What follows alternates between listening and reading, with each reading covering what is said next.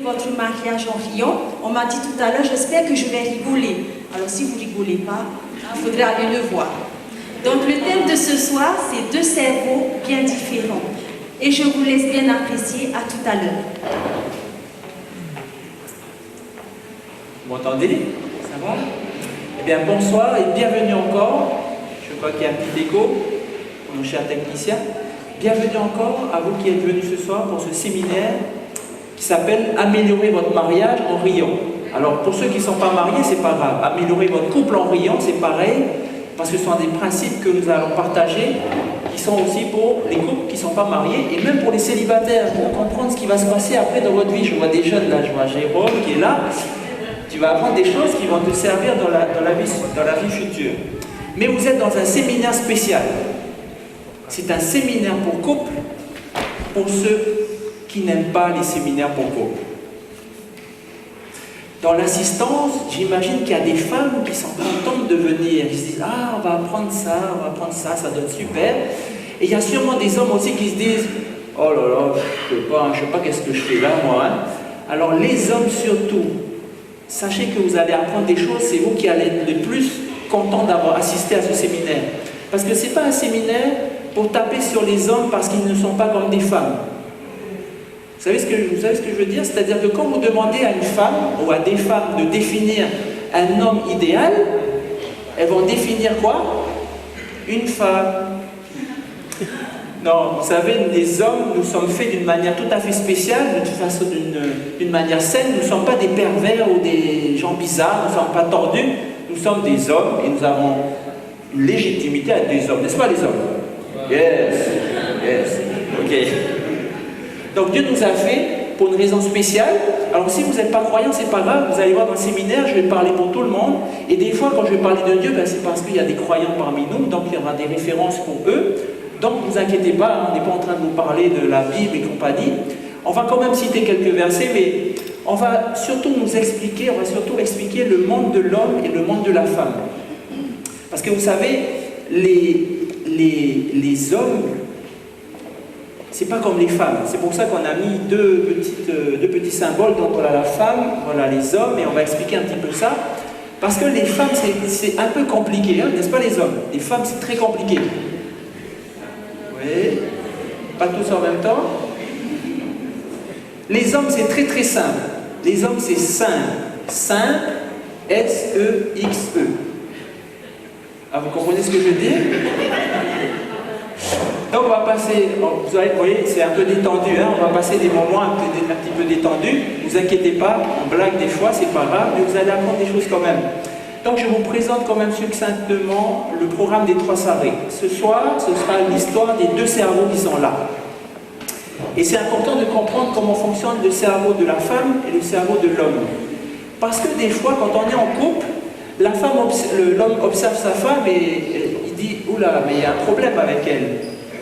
Peut-être qu'elle n'aime pas vraiment. Vu la façon dont elle réagit, dont elle parle, elle n'aime pas. » Et pareil, la femme se dit des fois, quand elle observe son homme, « J'ai cru qu'il m'aimait, mais voilà comment il réagit, comment il agit, peut-être il ne m'aime pas vraiment. » Et en fait, ce n'est pas une question de cœur, c'est une question de comment fonctionne le cerveau de l'un et de l'autre.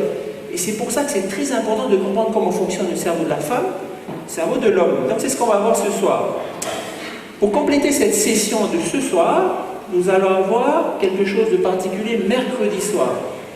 Nous allons pas seulement nous attarder à comprendre comment fonctionnent les hommes et les femmes en général, mais mercredi soir, en première partie de soirée, nous allons partager des outils pour comprendre comment votre partenaire ou votre conjoint fonctionne, comment votre homme ou votre femme fonctionne.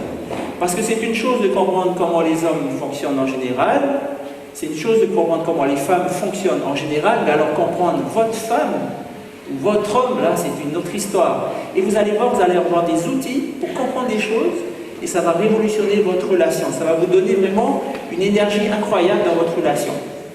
Donc, demain soir, par contre, nous aurons une session spéciale qui s'appelle « Waouh, ma chérie ». Le sous-titre, c'est « La clé numéro 1 pour une sexualité incroyable ». Donc, je vois des hommes qui se frottent les mains. Alors, les hommes, vous venez demain soir avec votre casque, parce qu'on va voir des choses quand même par rapport aux hommes. Donc, ça va être très intéressant pour les deux de toute façon. Donc, demain soir, c'est La clé numéro 1 pour la sexualité incroyable. Et donc le troisième soir, mercredi soir, nous allons voir en première partie les outils pour bien comprendre votre conjoint, comme j'ai dit tout à l'heure. Il y aura une dernière session qui s'appelle « Comment rester ensemble sans tuer personne ». Ça va être des trucs émotionnels très profonds. Donc voilà, vous avez reçu un livret, alors vous pouvez mettre votre nom dessus, et ce livret va vous permettre, à ceux qui ont amené des stylos, de faire vos petites notes en fonction de tout ce qu'on va apprendre pendant les 3 soirées. Donc ça suit le déroulement des 3 soirées. Vous allez voir, il y a des éléments que vous allez pouvoir noter, et vous allez garder ça en souvenir, comme ça, dans 6 mois, vous pourrez regarder, ah, en fait, tiens, voilà ce qui avait été dit. Donc vous pouvez vous souvenir de ça. Alors si vous me posez la question, quel est mon arrière-plan personnel? Alors, mon arrière-plan personnel, je m'appelle Jean-Marc, je suis le mari de cette adorable femme qui vous a accueilli tout de suite. Donc, ça fait 26 ans que nous sommes ensemble, et puis en juillet, ça fera 24 ans que nous sommes mariés. Nous avons 3 enfants, 2 garçons, Ben et Noah, et puis une petite fille de 5 ans, Amy. Alors, pendant la journée, je travaille dans le secteur de la construction. Et pendant quelques soirées dans la semaine et surtout le week-end, je suis assistant pastoral dans l'église adventiste de la vallée des Colons. D'ailleurs, ce séminaire est offert par l'église adventiste. Mais il faut savoir que dans notre église, nous avons plusieurs types de séminaires. Il y a un séminaire fait pour les membres d'église, où on va parler de la Bible, on va parler de la spiritualité, etc. Et nous avons ce type de séminaire qui est offert à tout public. Parce que le but pour ce séminaire-ci, c'est d'offrir un service à la communauté. Nous voyons tellement dans le monde entier, autour de nous, des gens qui s'aiment, mais il y a des choses à connaître dans le couple, et c'est simplement un service qu'on vous offre, tout simplement. Vous savez pourquoi d'ailleurs? C'est parce que nous qui lisons la Bible, on lit que Jésus, il offrait des services à tout le monde, et peu importe ce que les gens faisaient avec, mais c'était simplement un service offert. Donc nous faisons simplement la même chose, et donc on ne va pas vous taper dessus avec la Bible dans nos séminaires, mais il y a quand même quelques conseils bibliques, évidemment, qu'on va vous montrer. Et on va commencer tout de suite. Il y a un conseil dans la Bible, un conseil biblique. Avec ce conseil-là, vous n'aurez jamais de problème dans le mariage. Vous m'entendez? Avec ce qu'on va lire, vous n'aurez jamais de problème dans le mariage. Donc c'est quelque chose d'extraordinaire. Ah, il faut que je tienne cette télécommande-là. Alors voilà ce qui est dit.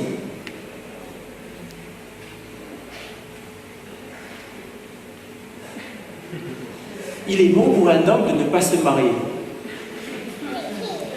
Ah, mais pourquoi il dit ça? Mais c'est terrible de dire ça. Si vous lisez la suite, vous allez comprendre pourquoi. On explique pourquoi. Celui qui se marie aura beaucoup de problèmes dans cette vie. Waouh!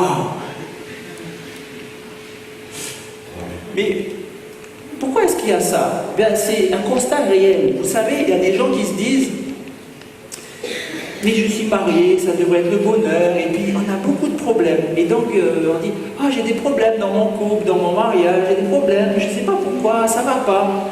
Mais écoutez, ça ne va pas, non, ça va très bien, c'est normal d'avoir des problèmes dans le mariage. Dans un couple, il n'y a pas de problème en fait. C'est vrai qu'on ne dit pas ça souvent, hein. C'est vrai que quand vous avez une grande fête de mariage, vous avez le gros gâteau, il n'y a jamais personne qui a écrit sur le gâteau: tu vas avoir des problèmes, mais c'est trop tard pour toi. C'est vrai qu'on dit jamais ça. Mais vous aurez des problèmes dans le mariage, c'est tout à fait normal. Même si en fait le mariage est quelque chose de fantastique. C'est pas pour rien que je suis marié avec cette charmante femme depuis 24 ans. Le mariage c'est fantastique, mais ce n'est pas sans problème. Ok? Donc on va continuer avec un autre petit verset qui est important. Celui-là, c'est un verset qui, c'est un peu plus difficile à interpréter. Donc il faut une formation théologique solide pour ce verset-là. Mais on va essayer d'expliquer. C'est dans les Proverbes. Donc voilà. Quand il n'y a pas de bœuf, l'état est propre. Qu'est-ce que ça veut dire? Je vais essayer de vous expliquer. Quand vous avez une étable et puis il y a un bœuf dedans, qu'est-ce qui se passe? Pourquoi est-ce qu'on dit que quand il n'y a pas de bœuf, l'étable est propre? Ça veut dire que quand il y a le bœuf, il y a quoi? Il y a quoi? Il y a du caca. Et donc on n'aime pas le caca, alors on se dit: il ne faut pas avoir de bœuf. Mais pourquoi alors il faut quand même avoir un bœuf? Donc c'est la suite du verset qui dit: mais la force du bœuf fait abonder le revenu. Hein, on voudrait que l'État soit propre, mais si on veut avoir du revenu, un bénéfice, eh ben, il faut avoir le bœuf.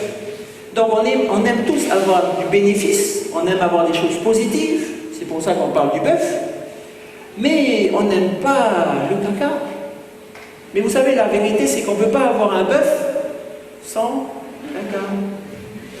Et il n'existe pas de couple sans...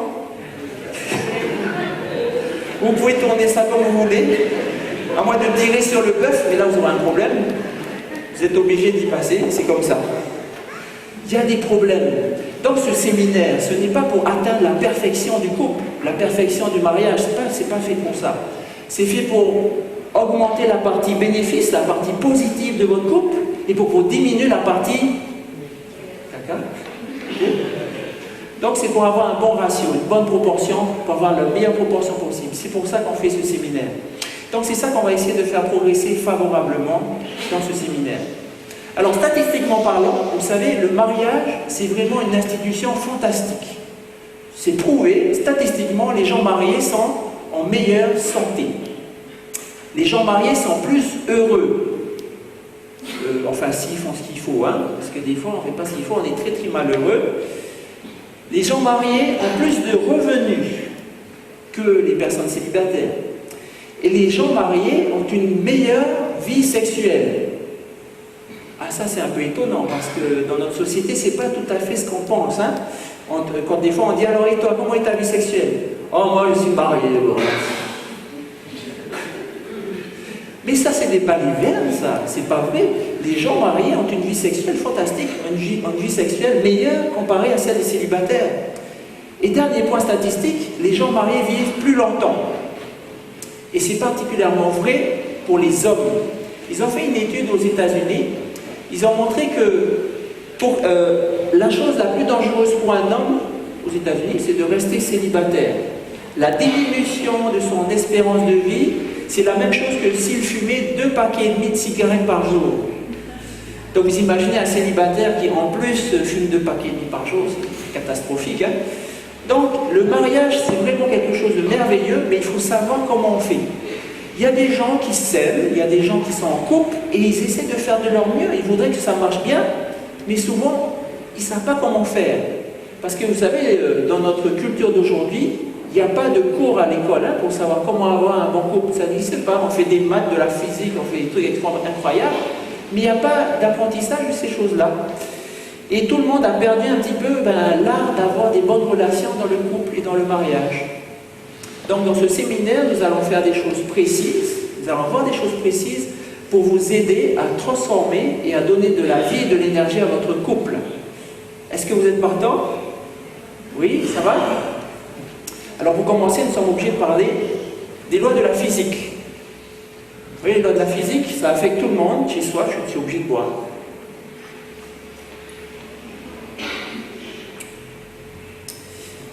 Vous savez, les lois de la physique, si je fais ça, je vais tomber.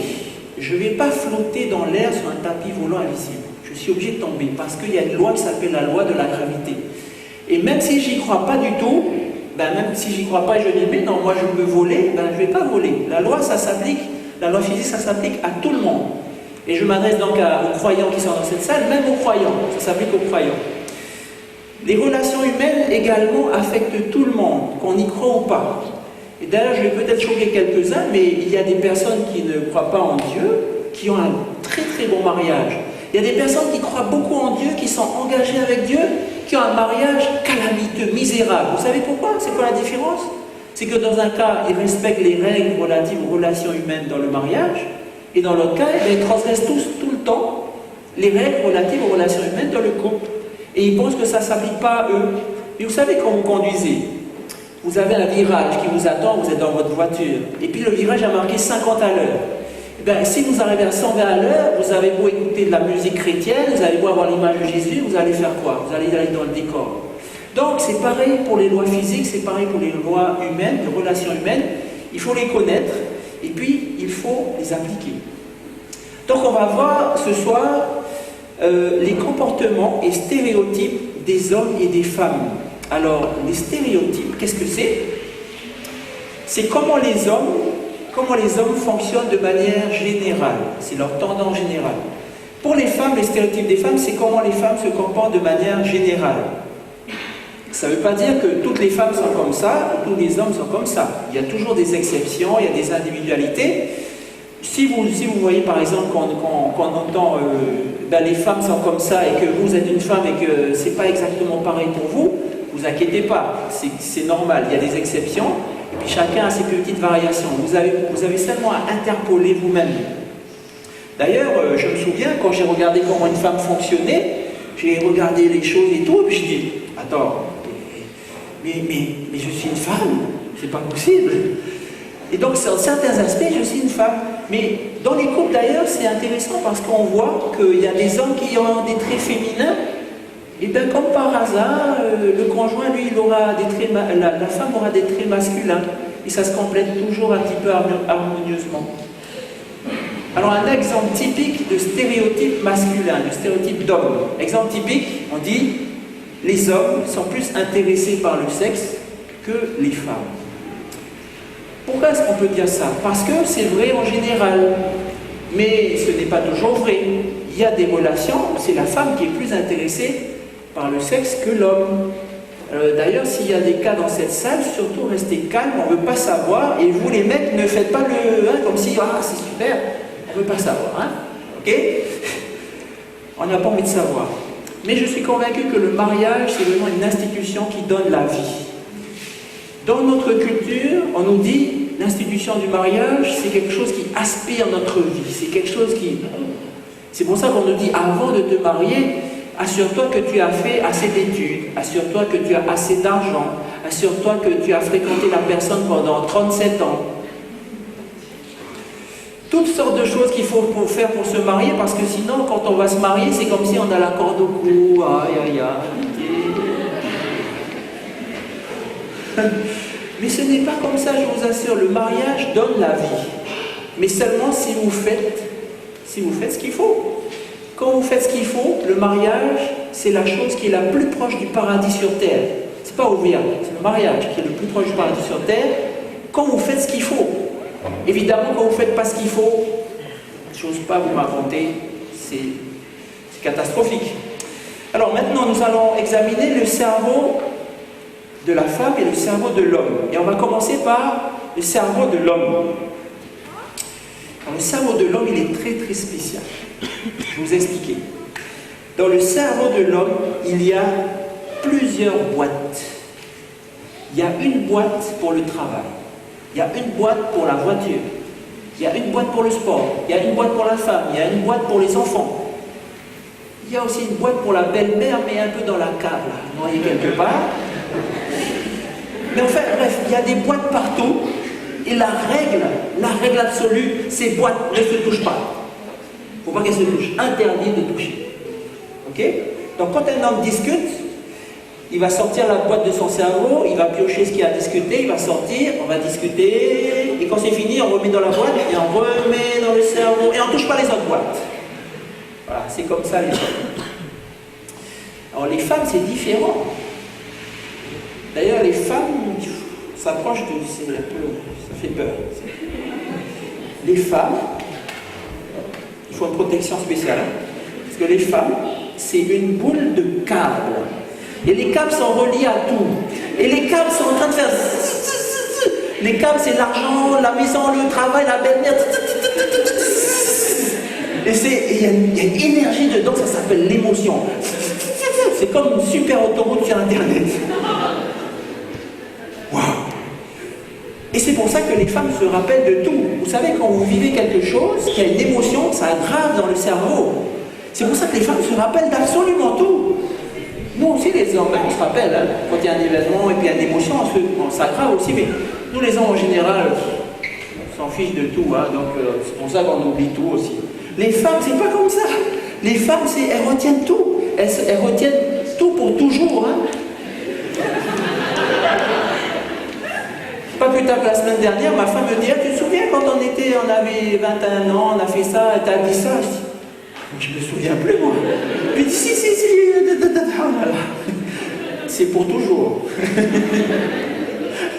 Et elle se préoccupe de tout en plus. Donc tout est important, et puis il y a plein de choses, et puis tout est dedans, et puis ça... Et elles aiment ça en plus. Alors les hommes, c'est carrément autre chose, parce que ce que je ne vous ai pas dit sur les boîtes là, c'est que dedans il y a une boîte spéciale. Et souvent les femmes ne connaissent pas cette boîte. Quand vous regardez cette boîte, vous tirez la boîte, vous regardez dedans, vous cherchez ce qu'il y a dedans. Qu'est-ce que vous trouvez? Vous savez ce que vous trouvez dedans? Il n'y a rien du tout. C'est la boîte du rien du tout. Et vous savez quoi? C'est la boîte préférée des hommes. S'ils avaient le choix, ils seraient toujours dans cette boîte du rien du tout. C'est pour ça que souvent les hommes, ils aiment ce genre d'activité où justement quand on les regarde, on dirait le cerveau est déconnecté. Hein. C'est pour ça qu'ils aiment aller, par exemple, il y en a, ils aiment aller à la pêche, et voilà.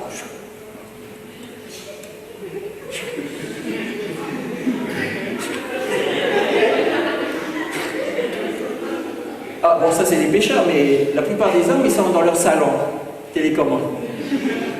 Zig-zig, zig-zig, zig-zig.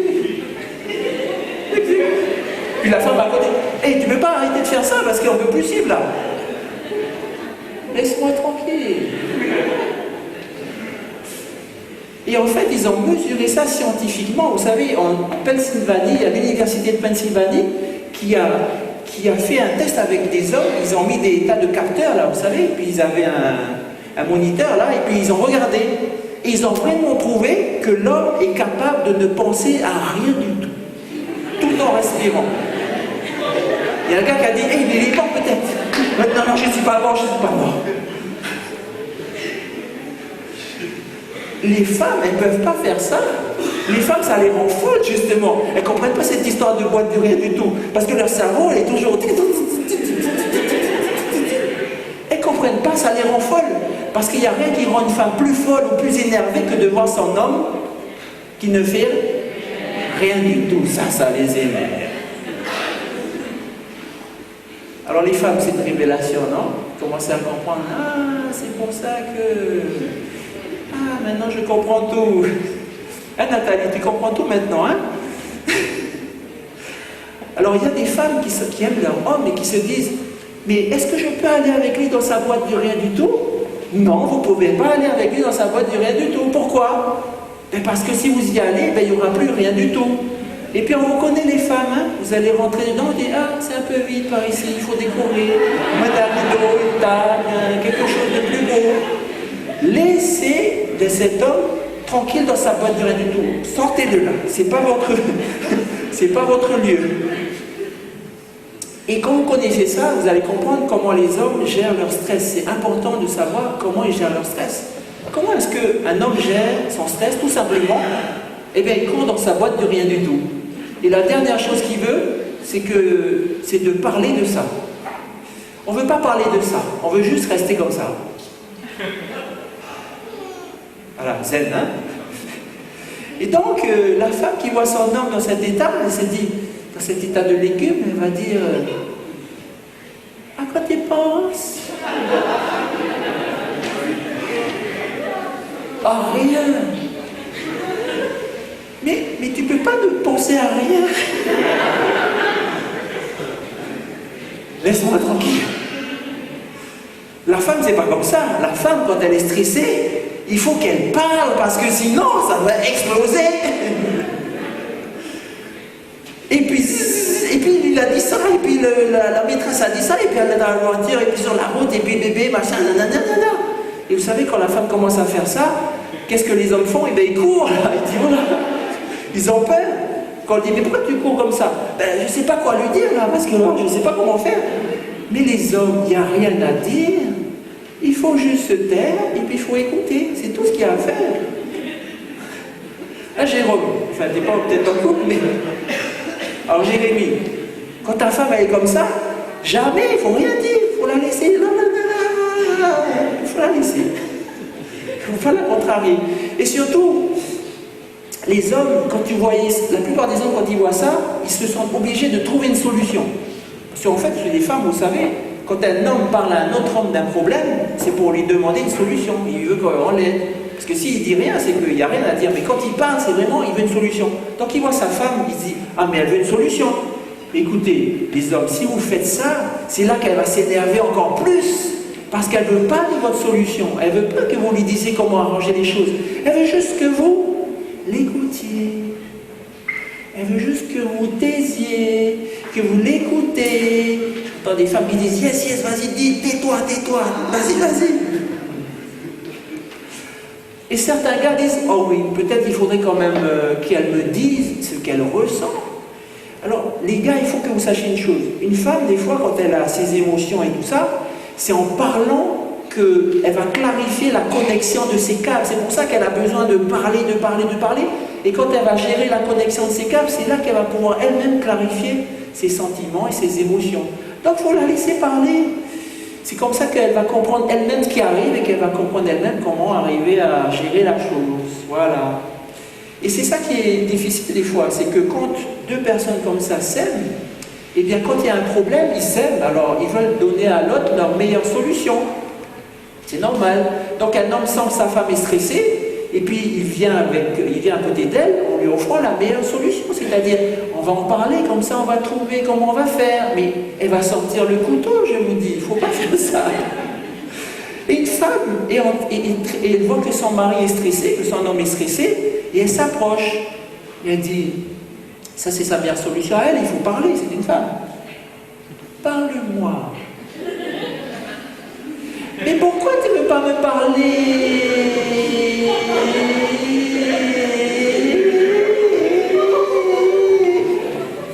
Je vous dis comment les hommes, des fois, ils entendent, comment les femmes parlent. Et l'homme va dire, laisse-moi tranquille. Écoutez les filles, le gars il est stressé, laissez-le tranquille. Vous, quand vous avez un problème, c'est sûr, vous allez être tordu si vous ne parlez pas. Mais lui, c'est pas une femme, c'est un homme. Il va survivre, il ne va pas mourir s'il ne parle pas. Laissez-le parler. Laissez-le dans sa boîte de rien du tout. Et c'est vrai que c'est difficile, parce qu'on n'est pas comme ça, hein, les filles ne sont pas comme ça. Et c'est vrai que les filles et les garçons, ils n'ont pas la même façon non plus de gérer le stress, mais aussi la façon d'utiliser les mots. Vous savez, les mots.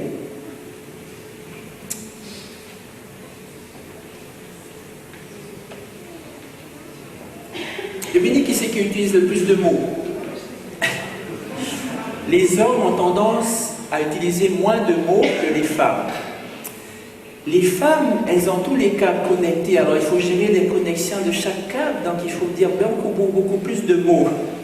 D'ailleurs, typiquement dans une journée, quand un homme dit 10 000 mots, une femme, elle en dit 20 000 mots, 2 fois plus. Et les femmes, elles disent, c'est normal, parce qu'il faut toujours tout lui répéter. Et l'homme, il fait, hein?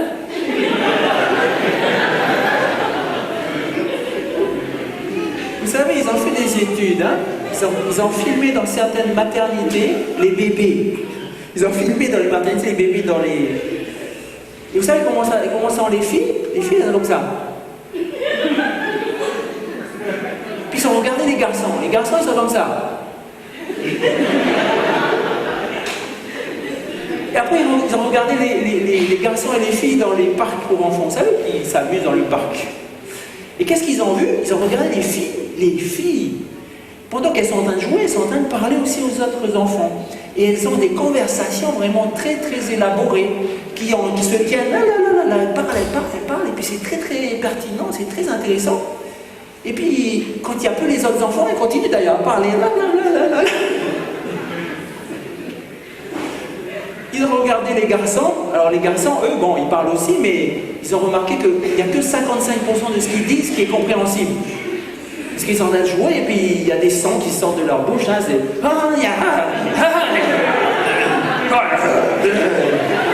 Je comprends pas. Puis ça donne, quand ils grandissent, ils font des films comme Stallone, là. Vous savez que Stallone, ou Alain Delon, hein, qu'on essaie leur dialogue, hein, c'est... Alain Delon, c'est... Voilà mon dialogue. Puis Stallone, c'est... Voilà, ça c'est des hommes. Maintenant, c'est pas seulement la quantité de mots, C'est pas seulement la quantité de mots qui diffère.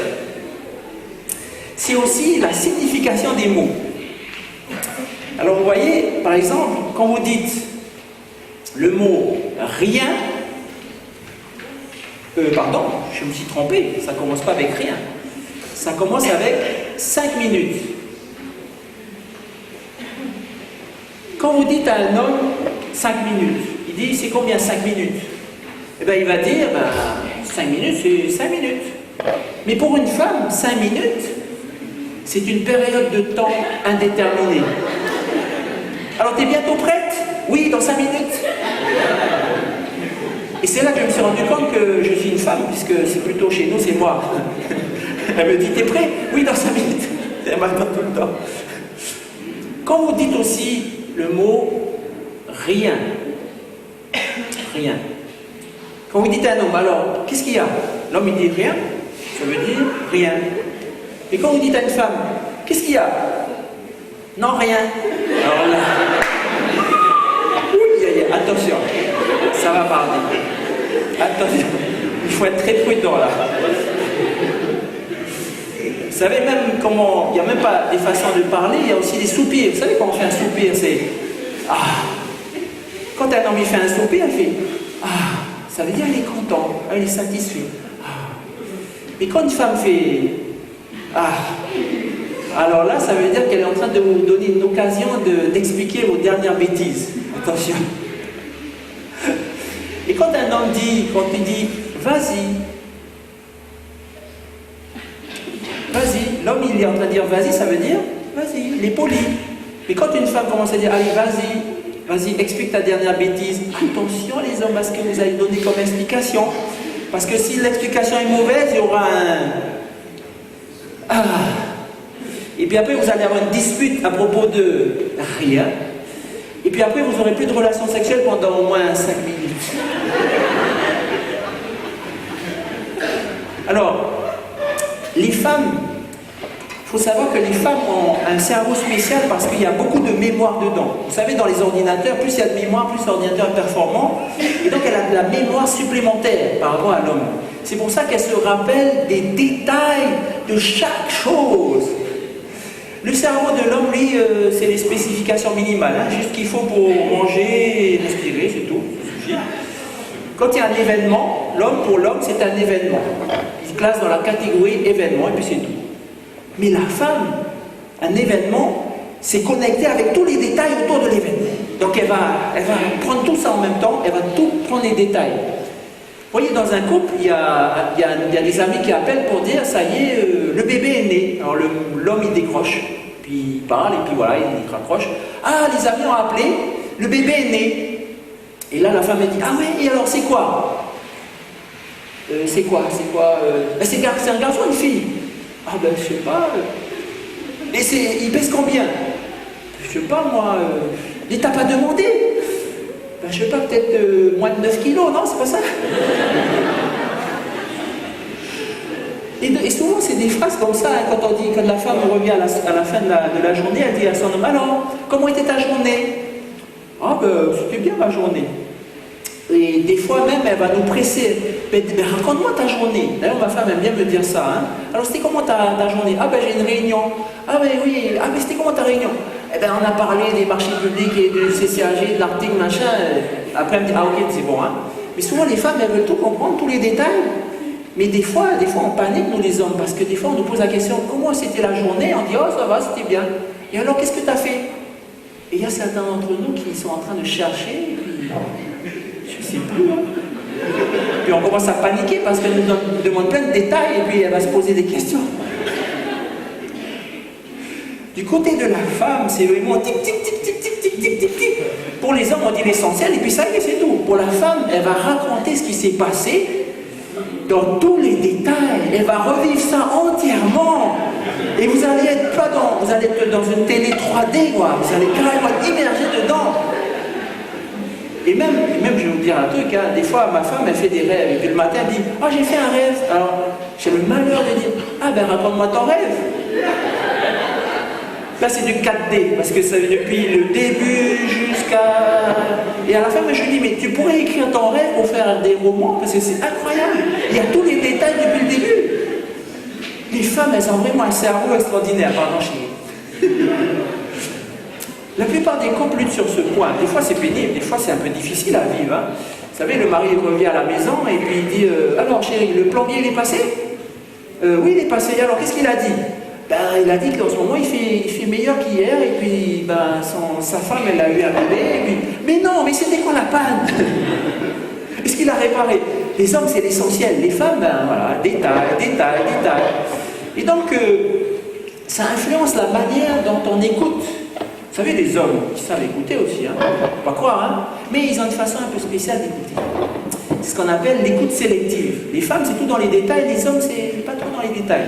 Par exemple, voilà, la femme va dire à son homme, chérie, va au magasin, n'oublie pas d'étendre le linge et de prendre les enfants à l'école.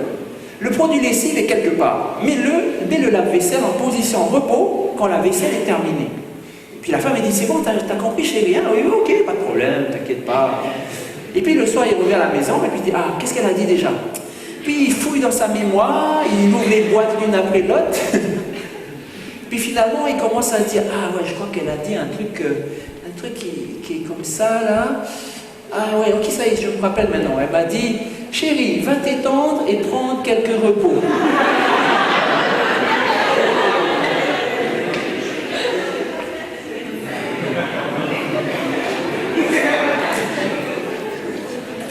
Alors maintenant, nous allons parler des différences concernant la capacité monotâche et multitâche. Alors qu'est-ce que ça veut dire monotâche? Ça veut dire c'est quelqu'un qui sait faire qu'une seule chose à la fois. Il fait d'abord ça, après ça, après ça.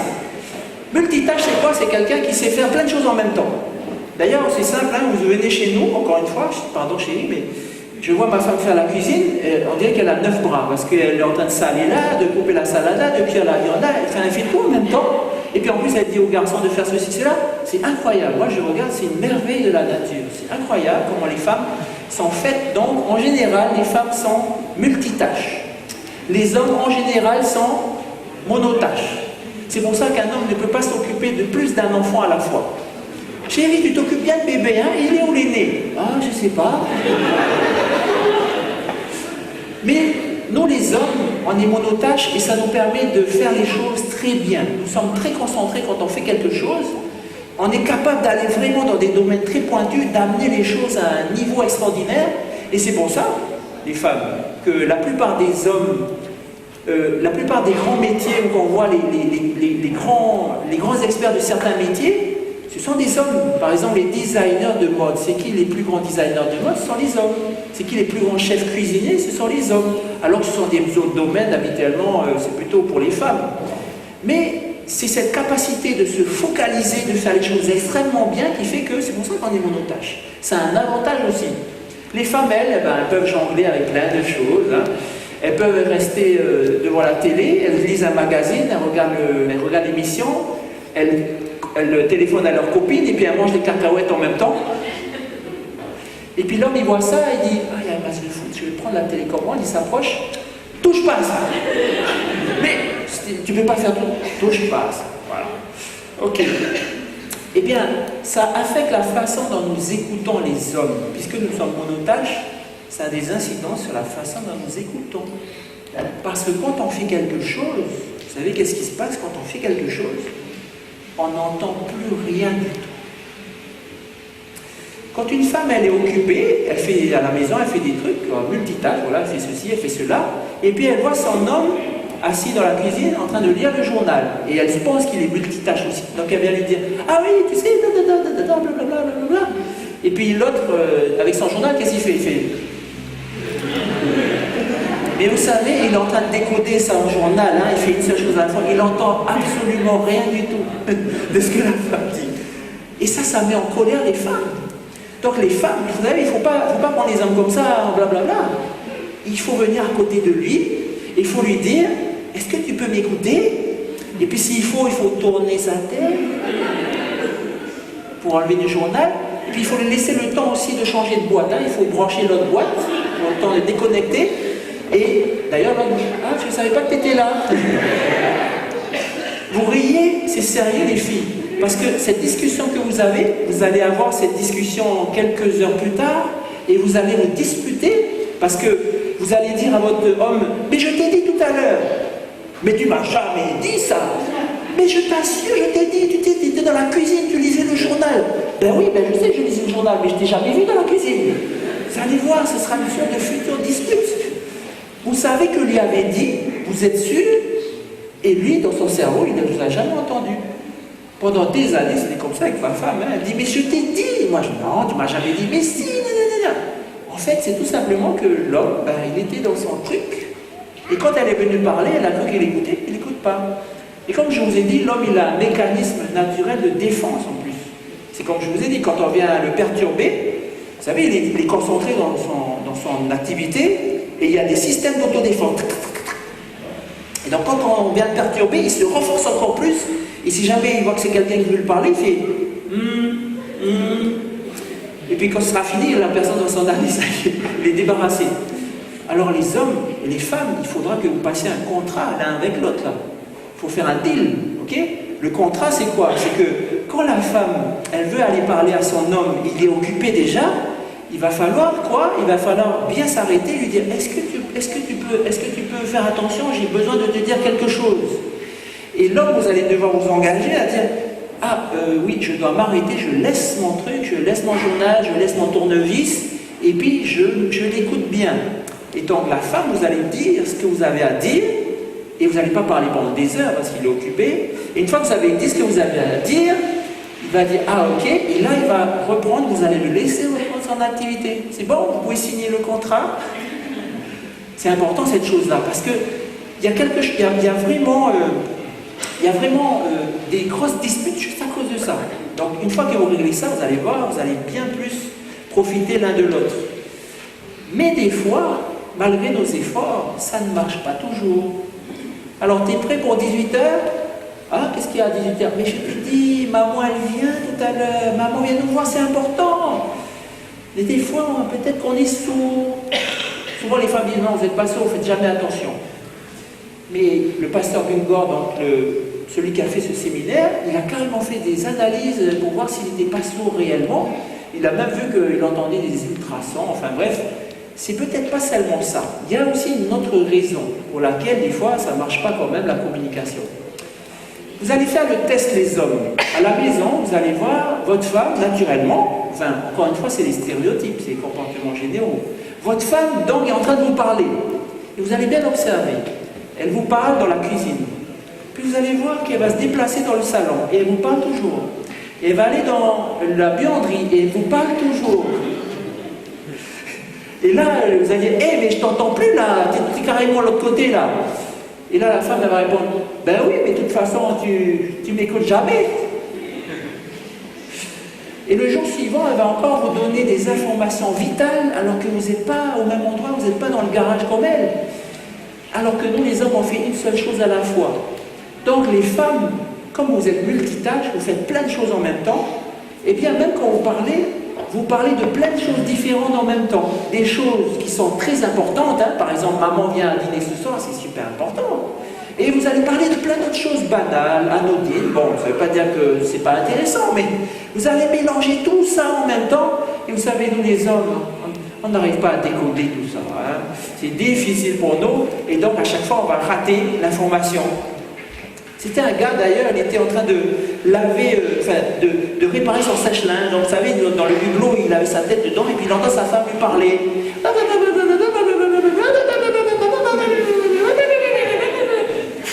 dit à faire attention à ce que je t'ai dit parce que tu vas pas me dire que je t'ai pas dit. Qu'est-ce qu'elle a dit déjà? Ça fait peur des fois. Et les femmes, des fois, elles parlent, peu importe si l'homme n'est pas dans la même zone de code téléphonique. Donc des fois même dans le brouhaha, tout ça, la femme elle veut parler et puis l'homme il ne comprend rien, mais je ne comprends pas ce que tu dis. Et en plus, elle va dire, et tu ferais bien attention de faire ce que je t'ai dit, hein. Et mais j'ai rien compris, mesdames, les lois de la physique, ça s'applique aussi à vous, ok? Ça aiderait vraiment vos maris si vous parliez. Après vous êtes assurés que vous êtes dans la même zone de code téléphonique, ok?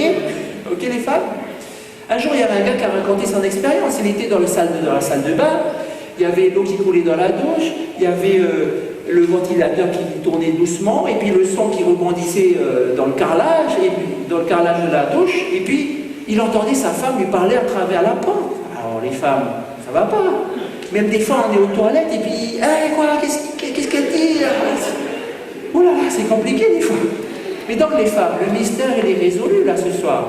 Les filles, lorsque vous faites trop de multitâches, vous êtes en train de mélanger des informations vitales avec d'autres informations moins vitales. Et nous les hommes, c'est difficile de décoder. Et ça donc déclenche beaucoup de frustration, beaucoup d'incompréhension, beaucoup de problèmes. Ça déclenche ça déclenche ces choses plus que toute autre chose. Et même, vous savez, quand vous êtes avec une vraie multitâche, vous êtes en situation intime, hein, vous savez ce que je veux dire là. Puis tout d'un coup, la femme elle dit, ah au fait tu sais la manette des toilettes est cassée. Mais femme, mais concentre-toi, je suis là, je sais pas moi, concentre-toi. D'ailleurs, il n'y a pas un domaine où les hommes et les femmes sont autant différents que dans le domaine du sexe. Donc on va parler de ça en détail demain, mais ce soir il y a quand même des choses importantes qu'il faut connaître dès maintenant, et ça va être un grand intérêt pour vous. Il faut comprendre comment ça marche pour les hommes. Le sexe c'est quelque chose de très important. Vous savez, pour les hommes, l'intérêt pour le sexe, ça commence à l'âge de 18 ans. Et puis après, ça diminue. Je vais tracer la courbe. Voilà, l'intérêt pour le sexe pour un homme, ça commence à 18 ans. Voilà. Hop, il a 18 ans. Voilà l'intérêt pour le sexe. Et après, ça diminue. Ça diminue. Ça diminue.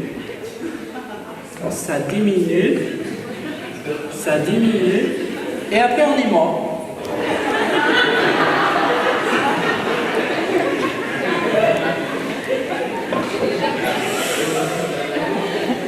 Ce que les femmes doivent comprendre, c'est important de comprendre ça, et pour les célibataires aussi c'est important de comprendre ça, c'est que notre intérêt sexuel n'est pas dicté premièrement par notre pensée, on n'est pas des pervers, hein. C'est pas non plus par notre cœur, c'est par un produit chimique qui circule dans notre sang. C'est une hormone qui s'appelle la testostérone. Ça circule là-dedans et ça nous rend fous, hein. Et vous savez, heureusement que vous ne savez pas lire dans les pensées des hommes parce que vous seriez, ouh là là, choqués.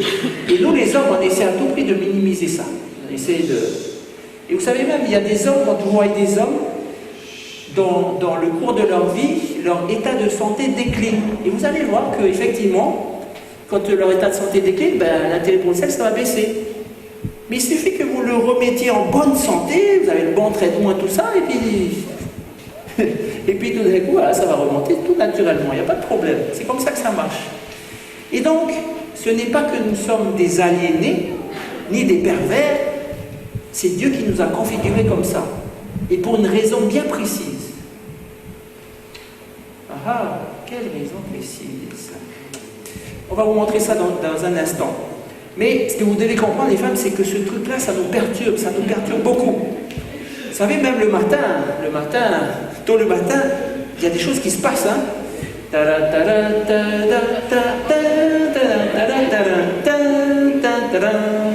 Garde à l'eau.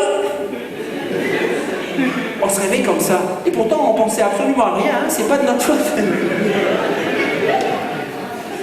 Et c'est là que l'homme va chuchoter les 3 mots préférés de sa femme. Hey, est-ce que tu es réveillé? Bon, on va parler ça demain un peu plus. Demain. Mais la question, pourquoi est-ce que Dieu nous a configurés comme ça? Alors pour comprendre ça, il faut faire une leçon d'anatomie.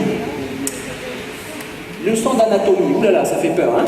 Donc vous inquiétez pas, on va rester classifié au moins de 10 ans, ça va aller, ne vous inquiétez pas. On va dessiner donc. Je vais essayer de bien dessiner parce que des fois j'arrive pas à bien dessiner. Voilà. Ça, c'est le cœur de la femme. Et puis maintenant, il faut dessiner le truc. Comment on va dessiner ça?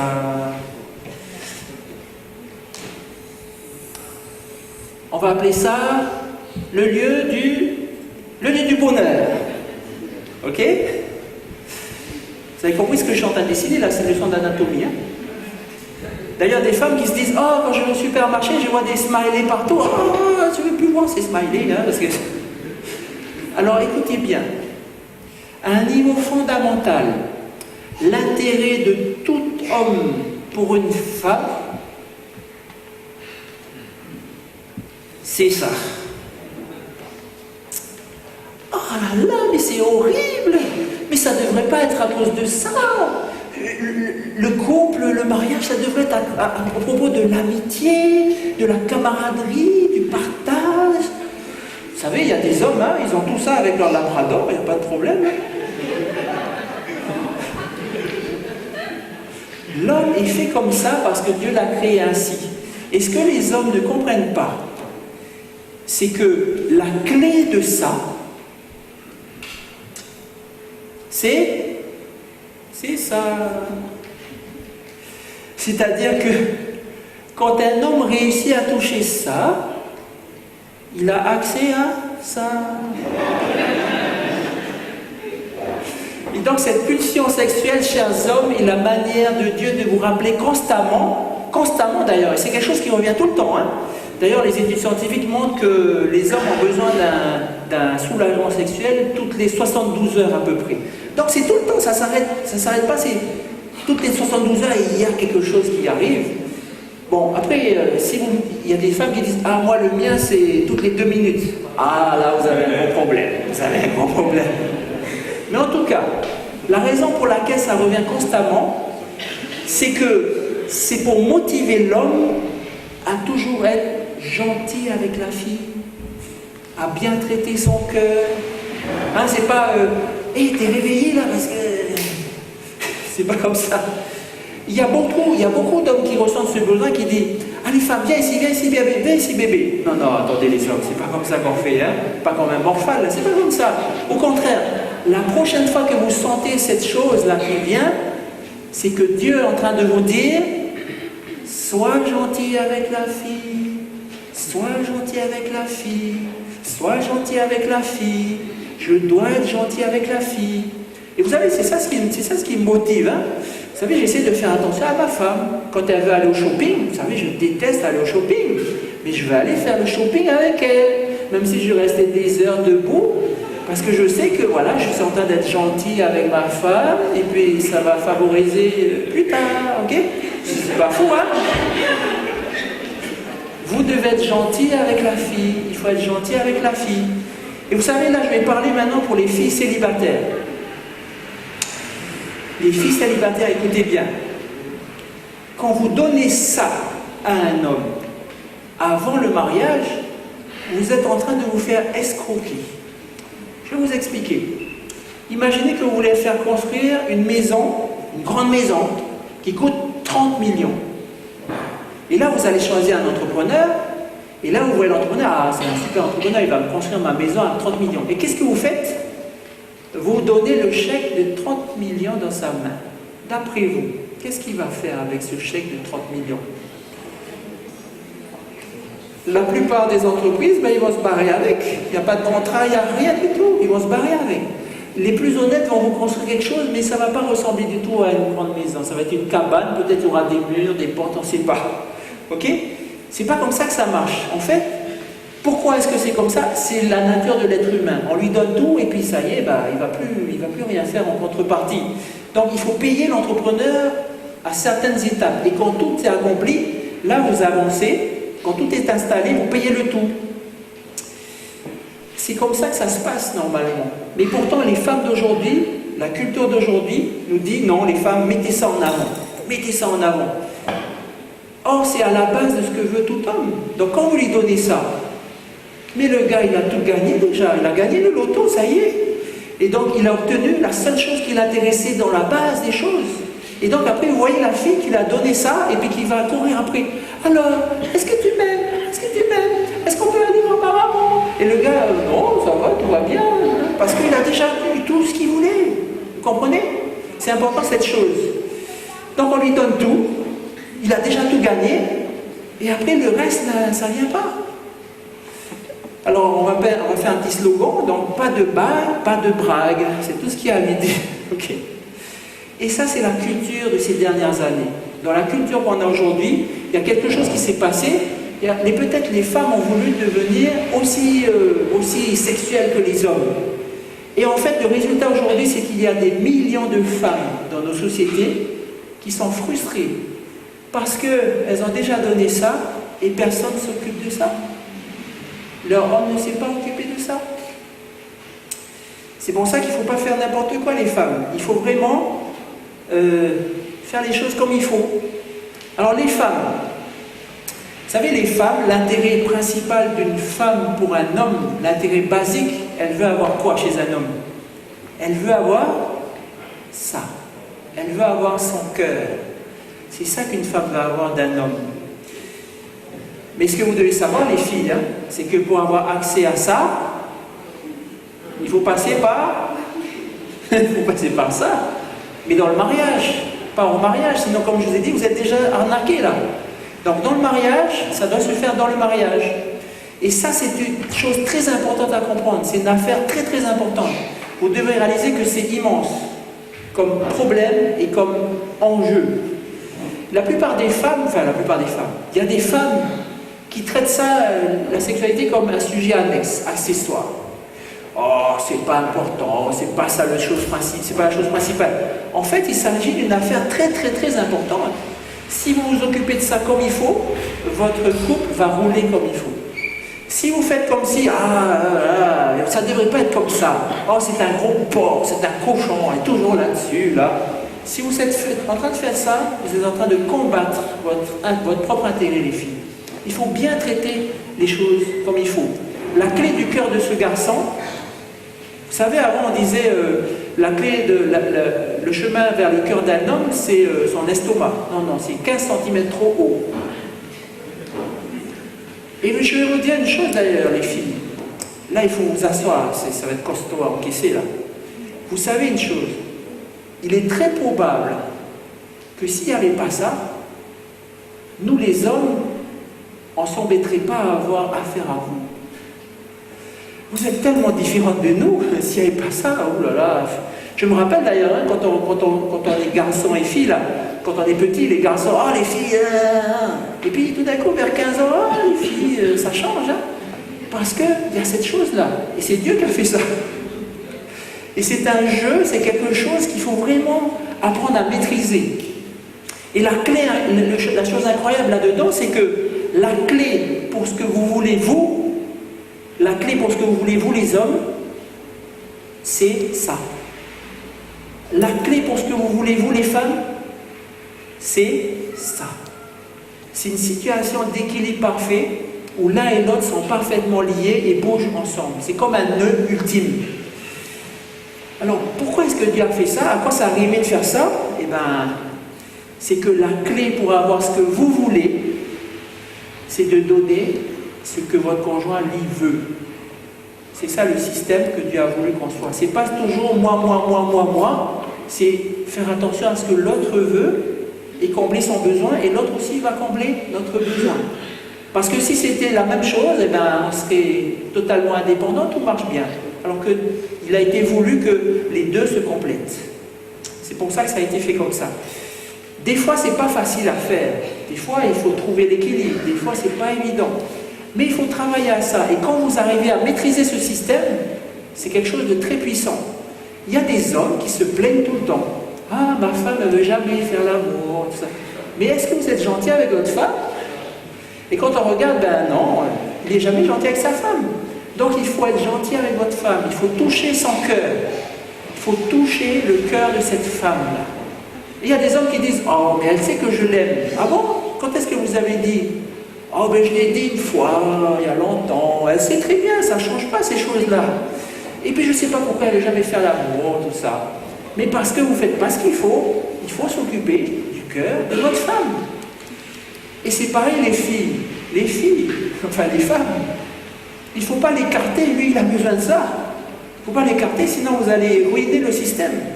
Donc, si vous maîtrisez bien ce système, c'est la chose la plus puissante que Dieu a mis entre deux êtres. C'est quelque chose de très très puissant. Pour connecter deux personnes. Et nous allons avoir des détails demain, parce que demain c'est clé numéro 1 pour la sexualité. Donc on va revenir un petit peu dans le cerveau des hommes, dans le cerveau des femmes. Alors en fait, le cerveau des femmes, elles aiment donner, donner, donner. C'est leur bonheur de donner. D'ailleurs, vous regardez un groupe de femmes parler ensemble, vous savez comment vous allez voir les conversations, c'est « Oh, j'aime bien ta nouvelle coiffure. Oh, j'aime bien tes nouvelles chaussures. Oh, c'est bien ce que tu as fait. Hein. » Ils sont toujours en train de donner comme ça. Les hommes, c'est prendre, prendre, prendre. C'est à moi ça, c'est à moi. Prendre, prendre, prendre. D'ailleurs, vous allez regarder, en général, le groupe d'hommes qui parlent, hein, ils sont là en train de se chambrer. Oh, t'as vu comment t'es gros, oh, t'as vu comment t'es machin. Ils se piquent comme ça. Tu veux vraiment montrer à tout le monde que t'es bête. Enfin bref, c'est que des trucs, des conversations. Toujours pour dire c'est moi le plus fort, c'est moi le plus... Donc toujours prendre, prendre, prendre. Donc les femmes aiment donner et les hommes aiment prendre. Alors devinez, qui c'est qui gagne à chaque fois? Toujours l'homme qui gagne. Et les femmes, en général, quand elles voient ça, elles pensent que la réponse, c'est de donner encore plus. Elles donnent encore plus, elles donnent encore plus, en espérant qu'il va donner. Mais les femmes, vous allez vous tuer, vous allez vous tuer, vous allez donner jusqu'à la mort. Il faut apprendre, il faut changer, il faut apprendre aussi à prendre. Parce que sinon, vous allez être dans le burn-out. Hein. Le pasteur Guingamp racontait ce cas où il recevait dans son cabinet de conseil conjugal un homme et une femme. Et la femme disait « Oh, je suis malheureuse, j'ai donné toute ma vie à cet homme.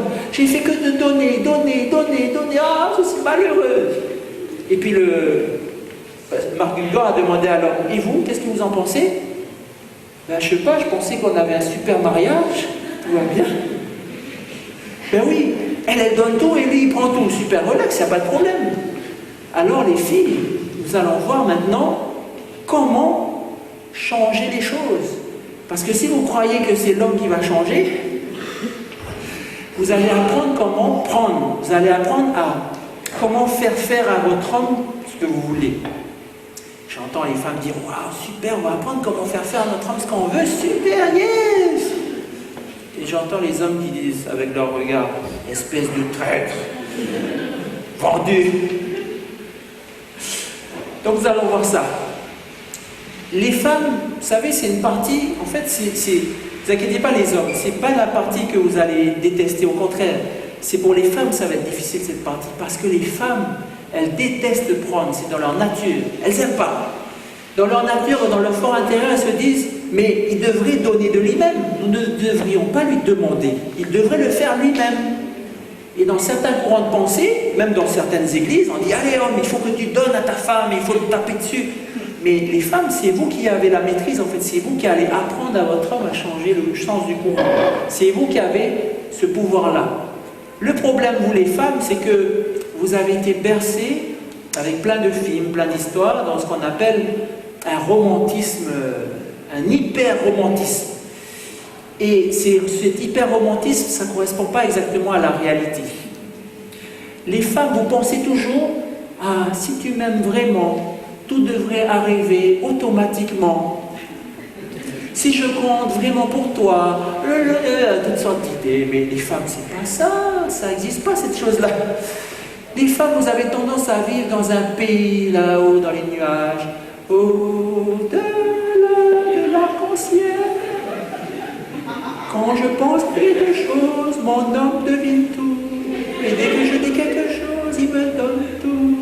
Mais pourquoi en fait il fait pas ça? Et pourquoi chez ma voisine l'homme il est meilleur? Pourquoi pas mon homme à moi? Enfin, écoutez les femmes, redescendez de votre nuage. Soit vous allez rester le cœur brisé en se demandant pourquoi il fait. Je pense qu'il devrait, mais pourquoi? Vous allez rester comme ça tout le temps, il faut changer. Soit vous pouvez rester le cœur brisé, soit vous pouvez apprendre à changer tout cela. Donc on va voir 4 étapes simples.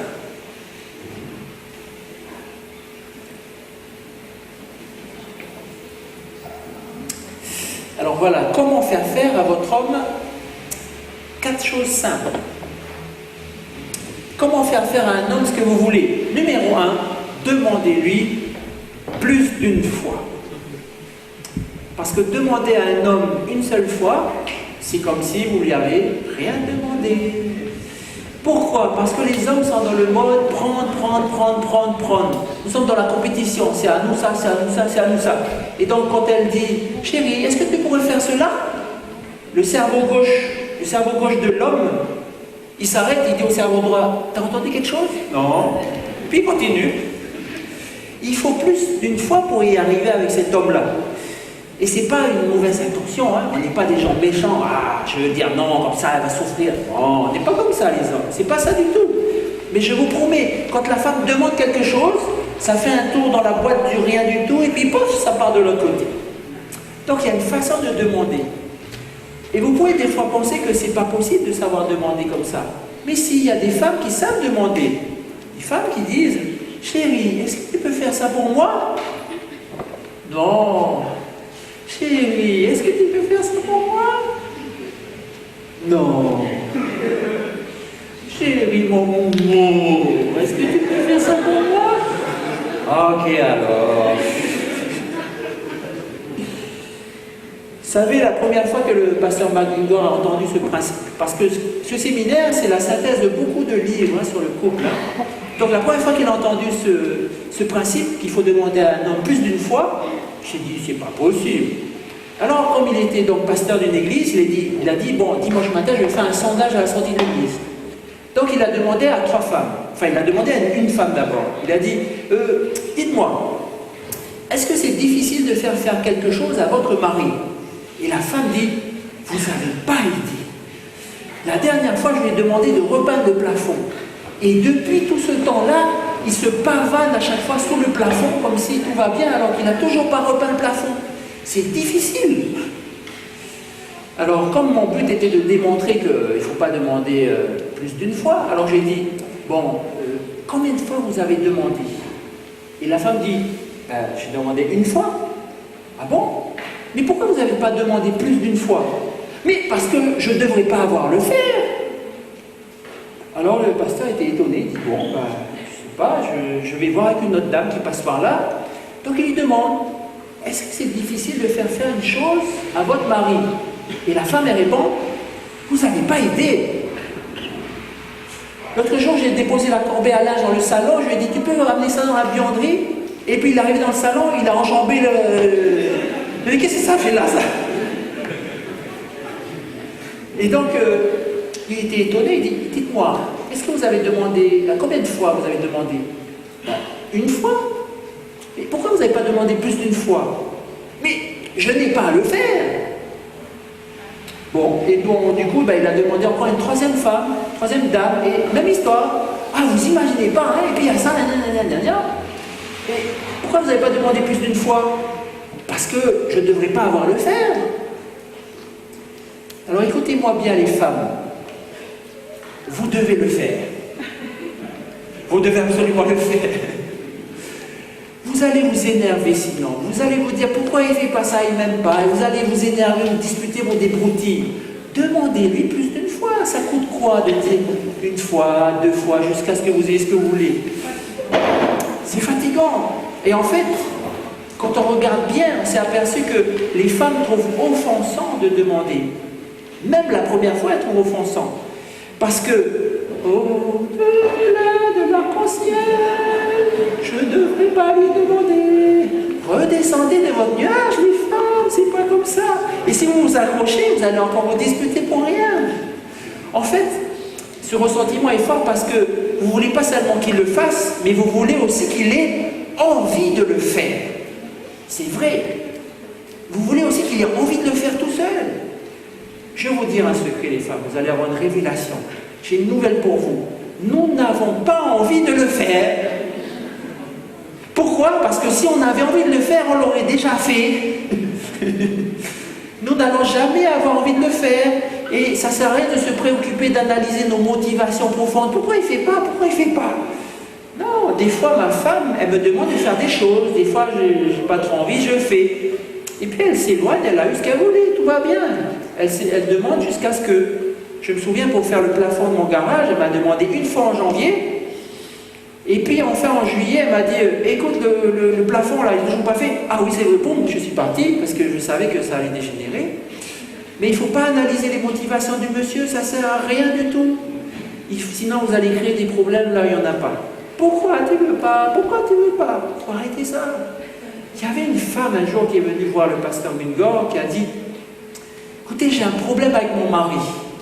Quand mon évier il est rempli de vaisselle, mon mari il arrive, il lave tout, il sèche tout et il range la vaisselle. Ah bon? Mais c'est super ça. Il y a beaucoup de femmes qui aimeraient avoir des maris comme ça. C'est quoi le problème? Eh bien, en fait, j'ai demandé à mon mari, pourquoi est-ce que tu laves la vaisselle, tu sèches tout, tu ranges tout? Et alors mon mari m'a dit, parce que j'aime pas quand il y a la vaisselle sale, j'aime bien que c'est propre. Elle a commencé à pleurer. Mais madame, pourquoi vous pleurez? Pourquoi? Mais parce que moi j'aurais voulu qu'ils me disent, quand je lui ai demandé pourquoi tu laves la vaisselle, j'aurais voulu qu'ils me disent, mais parce que je t'aime. Mais madame, pourquoi vous vous souciez de ça? Vous devez laisser tomber ses motivations, arrêter d'analyser ses motivations. Vous savez, sa principale motivation, c'est de ne rien faire du tout. Ça y est, c'est établi, laissez-le tranquille, arrêtez d'analyser ses motifs. Donc, deuxième chose, demandez-lui de la bonne façon. Qu'est-ce que ça veut dire, demandez-lui de la bonne façon? Ça veut dire, n'insultez pas le garçon. Il y a des femmes qui pensent que en le titillant là, alors tu sais pas faire la vaisselle, tu veux pas faire ça, quoi. T'es pas un homme, ils commencent à dire des trucs comme ça là. Et elles croient que ça va faire agir cet homme. Mais elles ont fumé là, elles ont fumé quoi. Mais ça marche pas comme ça chez les hommes. Plus vous allez le titiller, et plus il va se rédire, mon bête celle-là. C'est pas comme ça qu'on fait, ok? Les femmes, vous faites ça des fois parce que c'est comme ça que ça marche. Entre femmes, des fois vous vous piquez, c'est comme ça que ça bouge. Mais les hommes, c'est pas comme ça, il ne faut pas faire comme ça. Quand vous insultez un homme, quand vous offensez un homme, vous le mettez dans l'embarras, vous le bloquez. Il devient de plus en plus résistant. C'est pas une femme. Chez les femmes, ça se fait, mais chez les hommes, ça ne va pas marcher. Ça va? Numéro 3 maintenant. Ah ça c'est bien ça. Numéro 3, entraînez-le par le renforcement positif. Qu'est-ce que ça veut dire? Ben, ça veut dire tout simplement, éduquer un homme, c'est comme éduquer un chimpanzé. Quand le chimpanzé fait quelque chose que vous lui avez demandé, vous lui donnez une récompense. Et quand il ne fait pas ce que vous lui avez demandé, qu'est-ce que vous faites? Vous donnez des coups de pied au chimpanzé? Mais non! Parce que si vous faites ça, la prochaine fois que le chimpanzé vous voit, il va faire... Non! Quand il ne fait pas ce que vous dites, ben, vous recommencez à lui dire ce qu'il a à faire. Et la question maintenant, c'est comment vous allez récompenser cet homme pour le motiver, donc pour l'éduquer, par le renforcement positif. Comment vous allez le complimenter, comment vous allez faire pour le récompenser? Eh bien, tout simplement en appréciant toutes les choses pathétiques qu'il fait. N'importe quoi qu'il fait, ah, c'est bien mon chéri.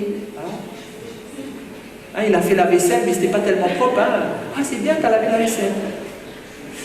Et le problème ici, c'est que les femmes aiment seulement apprécier les choses inattendues. C'est que quand c'est inattendu, c'est valable. Si c'est pas inattendu, bof. Et quand c'est inattendu, ah là, les yeux pétillent, ah, c'est inattendu, ah, c'est super, ouais. Bon, vous savez, quand vous êtes un nouveau couple, c'est facile de faire des choses inattendues. Hein. D'ailleurs, c'est comme ça que ça a commencé. Vous avez attiré l'attention de cette fille, les hommes, et dès que vous faisiez quelque chose, ben, c'était inattendu, c'était tout nouveau. Donc la fille, waouh, à chaque fois que vous faisiez un petit geste, waouh, waouh. Mais bon, au bout de 32 ans, hein, c'est difficile de faire des choses inattendues. Mais plus vous allez montrer votre appréciation de ces gentillesses, plus l'homme aura envie de les faire. Renforcement positif. Et je vous dis vraiment, les hommes aiment être appréciés. Ils aiment qu'on leur dise « Ah, c'est bien ». Vous voyez, il y avait le pasteur Mingor, un jour, il était là.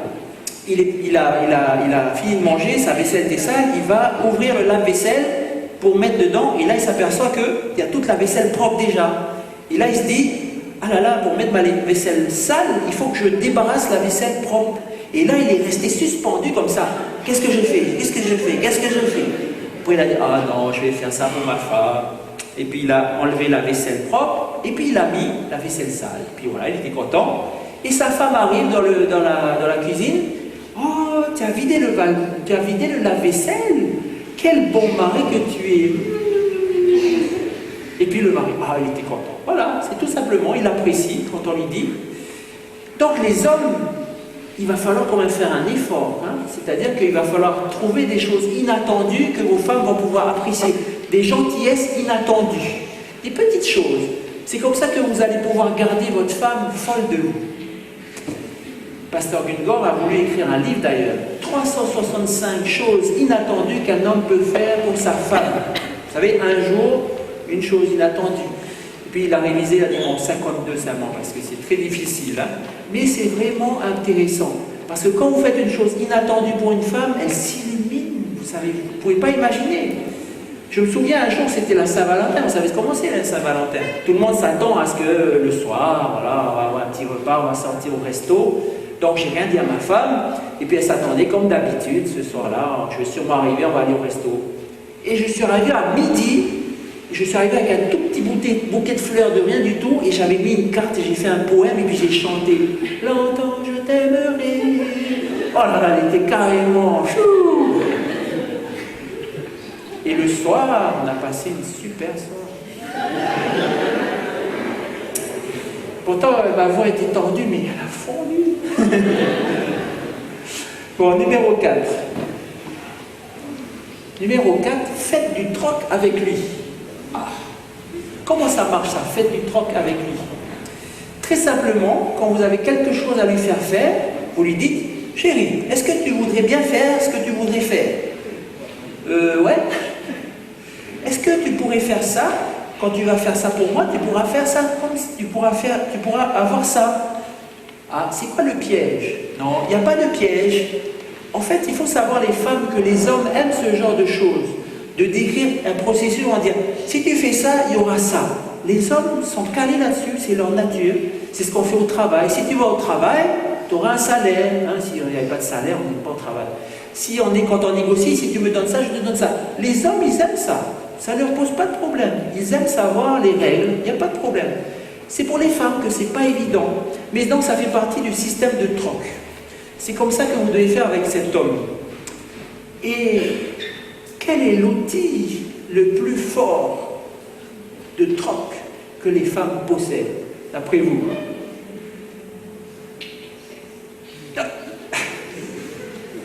On va en parler demain. Vous savez c'est quoi le sujet de demain, ok?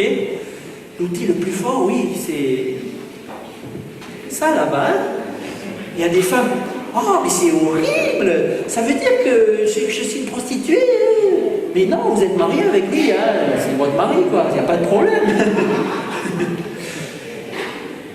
Et les femmes, vous savez, vous n'avez pas idée du pouvoir que vous avez sur les hommes. Il y a des femmes, elles ne se rendent pas compte, ça leur passe au-dessus. Mais les femmes, je vous assure, je peux vous dire qu'une femme, elle peut faire n'importe quoi à son mari. Méditez bien ça, les femmes. Attention les hommes. Vous savez, l'homme, il y avait une femme une fois qui disait à son mari, tu peux faire le garage? Il n'a pas fait attention. Et puis là, elle est venue. Tu sais, si tu fais le garage, après tu vas me rejoindre. Oh là là, lui il était motivé là. Il a lavé le garage, vite fait, bien fait. Alors ceux qui connaissent un peu certains livres sur les couples, il y a un grand auteur qui s'appelle le docteur John Gray qui a écrit Les femmes viennent de Vénus, les hommes viennent de Mars. Et il raconte cette histoire. Il raconte son histoire avec sa femme. Sa femme lui dit un jour, John, emmène-moi à l'opéra. J'aimerais que tu m'emmènes à l'opéra. Et alors le docteur John Gray, il déteste ça. Il dit, aller à l'opéra, j'aime pas ça, j'aime pas cette musique, en plus il faut s'habiller comme un pingouin. Non, j'ai pas envie. Et là, il y a beaucoup de femmes qui s'arrêteraient là et qui iraient pleurnicher. Oh, il veut pas m'amener à l'opéra. Mais la femme du docteur John Gray, c'est pas comme ça. Donc elle a dit, John, emmène-moi à l'opéra. Non, j'ai pas envie. John, emmène-moi à l'opéra. Ok, c'est bon, on va se déguiser en pingouin. Donc, ils sont sortis ce soir-là, et elle était toute pimpante au bras de son mari à l'opéra, déguisée en pingouin, comme il dit.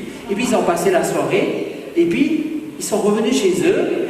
la voiture s'est engagée dans le garage et puis ça s'est fermé. Et devinez qu'est-ce qu'ils font? La bougie. C'est une blague des petits-enfants. Bon bref, il y a quelque chose qui s'est passé de très très extraordinaire. Et donc le lendemain matin, le docteur John Gray se lève tout doucement avant sa femme. Il va prendre le téléphone. Tic, tic, tic, tic, tic, tic, tic.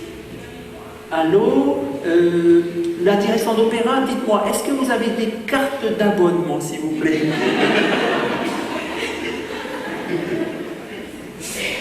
Alors, le cerveau des femmes, le cerveau des hommes. Les femmes, elles n'ont pas une très haute estime d'elles-mêmes. Vous savez comment ça se passe, les femmes, hein? Ah, je suis trop grosse, je suis trop maigre, je suis trop grande, je suis trop petite. Enfin bref, là, il y a toutes sortes de choses, les femmes. Les hommes, vous savez, c'est pas comme ça, hein? Les hommes, nous avons une très haute estime de nous-mêmes. Nous nous aimons. Il faut juste nous dire pourquoi, on va vous expliquer pourquoi on est des gens bien. Pas de problème. D'ailleurs, la preuve, hein, vous regardez. Vous allez prendre un groupe de femmes, et là, vous venez avec un appareil photo. Il y a la moitié qui dit « Oh non, je ne suis pas coiffée, non, je ne suis pas belle, je suis grosse, non, là, là. » Et là, vous regardez un groupe d'hommes, et là, vous revenez aussi avec un appareil photo. Et là, vous allez voir, il y en a la moitié qui vont se redresser.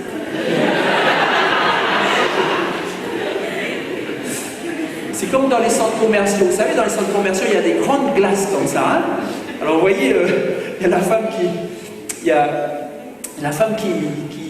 qui marche comme ça, et puis il y a la glace là, et puis tout d'un coup, elle voit son reflet dans le miroir. Alors que l'homme, lui, quand il voit le miroir, ben évidemment, hein, il regarde le miroir. Ah, il y en a encore là-dedans. Ah, super. Et donc le problème, c'est que le mari, il essaie d'être gentil avec elle. Il essaie de lui dire des compliments. Ah, ma chérie, qu'est-ce que tu es belle. Ne dis pas de bêtises, je ne suis pas belle. Écoutez les filles, là, ça va pas, ça. Vous savez que c'est ça que vous aimeriez entendre. Pourquoi vous parlez comme ça?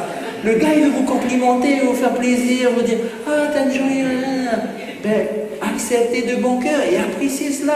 C'est ça que vous voulez. Parce que quand vous faites vos manières, là, ça devient un frein, là. Il ne sait plus comment faire pour soigner votre cœur. Il ne sait plus comment faire. Non, je ne suis pas belle, je suis trop grosse, je suis trop petite. Non, arrêtez. D'ailleurs, les dames, pourquoi des fois vous avez ce genre de réaction? Parce que vous regardez trop la télé et trop les magazines. Je vais vous dire une chose, il y a 3,5 milliards de femmes dans le monde, 3,5 milliards qui ne ressemblent pas au top modèle. Il n'y en a que 8 qui ressemblent au top modèle. Parce que vous savez que dans les magazines, toutes les images sont modifiées. 80% des images dans les pubs, dans les choses, on voit des femmes très minces, tout ça, c'est faux, c'est pas la réalité. Et donc après, on se compare à ces images de femmes parfaites. Alors que c'est pas ça la réalité. Et c'est tellement grave qu'aux États-Unis, il paraît qu'un quart des adolescentes ont des problèmes d'anorexie parce qu'elles veulent ressembler à ces modèles qui ne sont pas la réalité. Ok? Vous savez, les hommes, vous savez les filles, les hommes ne recherchent pas les femmes parfaites. Vous savez ce qui attire un homme? C'est une femme qui a confiance en elle-même. Quand une femme se comporte comme une femme confiante en elle-même, c'est très attirant pour un homme. Soyez donc juste celle que vous êtes. Faites et soyez qui vous êtes avec confiance. Vous n'avez pas besoin d'être parfaite. Personne n'est parfaite. Même les femmes parfaites ne sont pas parfaites. Donc il faut arrêter ces choses-là pour dire « Ah, mais je ne sais pas ceci, pas cela ». Vous êtes des créatures merveilleuses, dit la Bible. Hein, ça c'est ce que Dieu dit. Vous êtes des créatures merveilleuses, les hommes aussi d'ailleurs. Mais donc il faut apprécier qui vous êtes. Et quand vous êtes confiante, vous savez, votre mari, il est attiré par vous, tout simplement, il n'y a pas de problème. D'ailleurs, demain, on va parler d'un livre spécial qui est dans la Bible. Et ce soir, on va lire quelques points déjà. C'est un livre extraordinaire qui se trouve dans la Bible.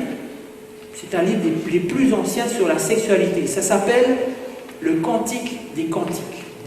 C'est un livre très sexuel, mais la plupart des gens ne voient pas ça. Parce que c'est un livre rempli de poésie. On parle de grenades, on parle de fleurs qui fleurissent, de jardins secrets. Et des fois, il y a des gens qui disent « Oh, c'est du jardinage. » Non, non, non, c'est du sexe. Et on va parler de ça demain. Mais ce soir, on va avoir déjà un aperçu de comment ce livre décrit les femmes.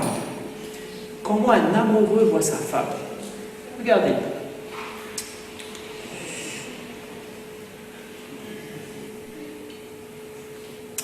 Que tes pieds sont beaux dans ta chaussure, fille de prince. Elle devait avoir des grands pieds, cette femme. Les contours de ta hanche sont comme des colliers, œuvre des mains d'un artiste. Elle devait avoir des sacrées hanches. Ton nombril est une coupe arrondie où le vin parfumé ne manque pas. Oh, elle avait des grands pieds, des sacrées hanches et un super nombril bien voyant. Ton ventre est un tas de blé tendre entouré de lys. Oh, quelle poésie. Elle a des grands pieds, des sacrées hanches, un super nombril et un petit ventre. Attention, tes deux seins sont comme deux fans, comme les jumeaux d'une gazelle. C'est dans la Bible, ça, oui. Donc elle a des grands pieds, des grandes hanches, un sacré nombril, un beau petit ventre tout rond, des petits bouts. Ton cou est comme une tour d'ivoire. Elle a des grands pieds, des sacrées hanches, un nombril, un beau petit ventre, des petits bouts et puis un grand cou. Ton nez est comme la tour du Liban qui regarde du côté de Damas. Depuis Damas, on voit son nez. Donc elle a des grands pieds, des sacrées hanches, et puis un petit ventre, et puis des petits bouts, et puis un cou long, et puis un super nez.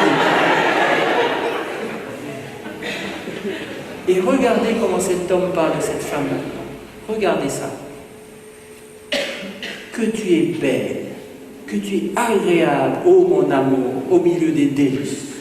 Voyez cet homme, il est carrément fou de cette femme. Qu'elle ait un long nez, des hanches, machin, tout ce que vous voulez, il est carrément amoureux, il est fou de cette femme. Voilà comment c'est quand on est vraiment ensemble. La femme, soyez tranquille, soyez confiante en vous-même, parce que quand votre homme va vous aimer, peu importe votre nez, vos petits bouts, tout ça, il est complètement fou d'eux.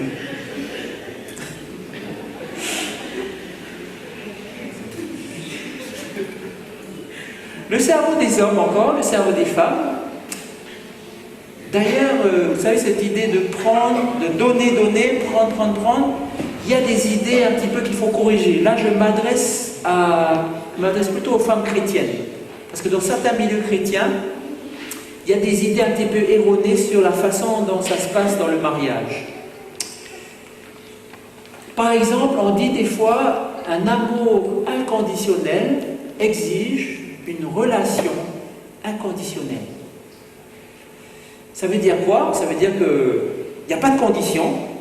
Donc quand l'homme il dit je veux ça, la femme il faut tout faire pour lui. Quand il dit viens ma chérie, j'ai besoin de toi au lit, là, eh ben, il faut venir, et puis voilà. Mais ça c'est faux, c'est complètement faux. Parce qu'un amour inconditionnel, ça exige au contraire une relation conditionnelle. Il y a des conditions. Quand vous regardez la Bible est un livre rempli de conditions. Mais Dieu ne nous a pas dit d'aimer tout le monde. Si, mais je vais vous citer un verset que tous les chrétiens connaissent. Dieu a tant aimé le monde qu'il a donné son Fils unique, afin que quiconque croit, il y a une condition. C'est conditionnel. Vous avez à faire quelque chose. La Bible dit aussi, si vous voulez vous approcher de Dieu, il y a des choses à faire. Il y a des conditions. Tout est conditionnel. Si vous êtes dans une relation inconditionnelle, vous allez détruire votre couple.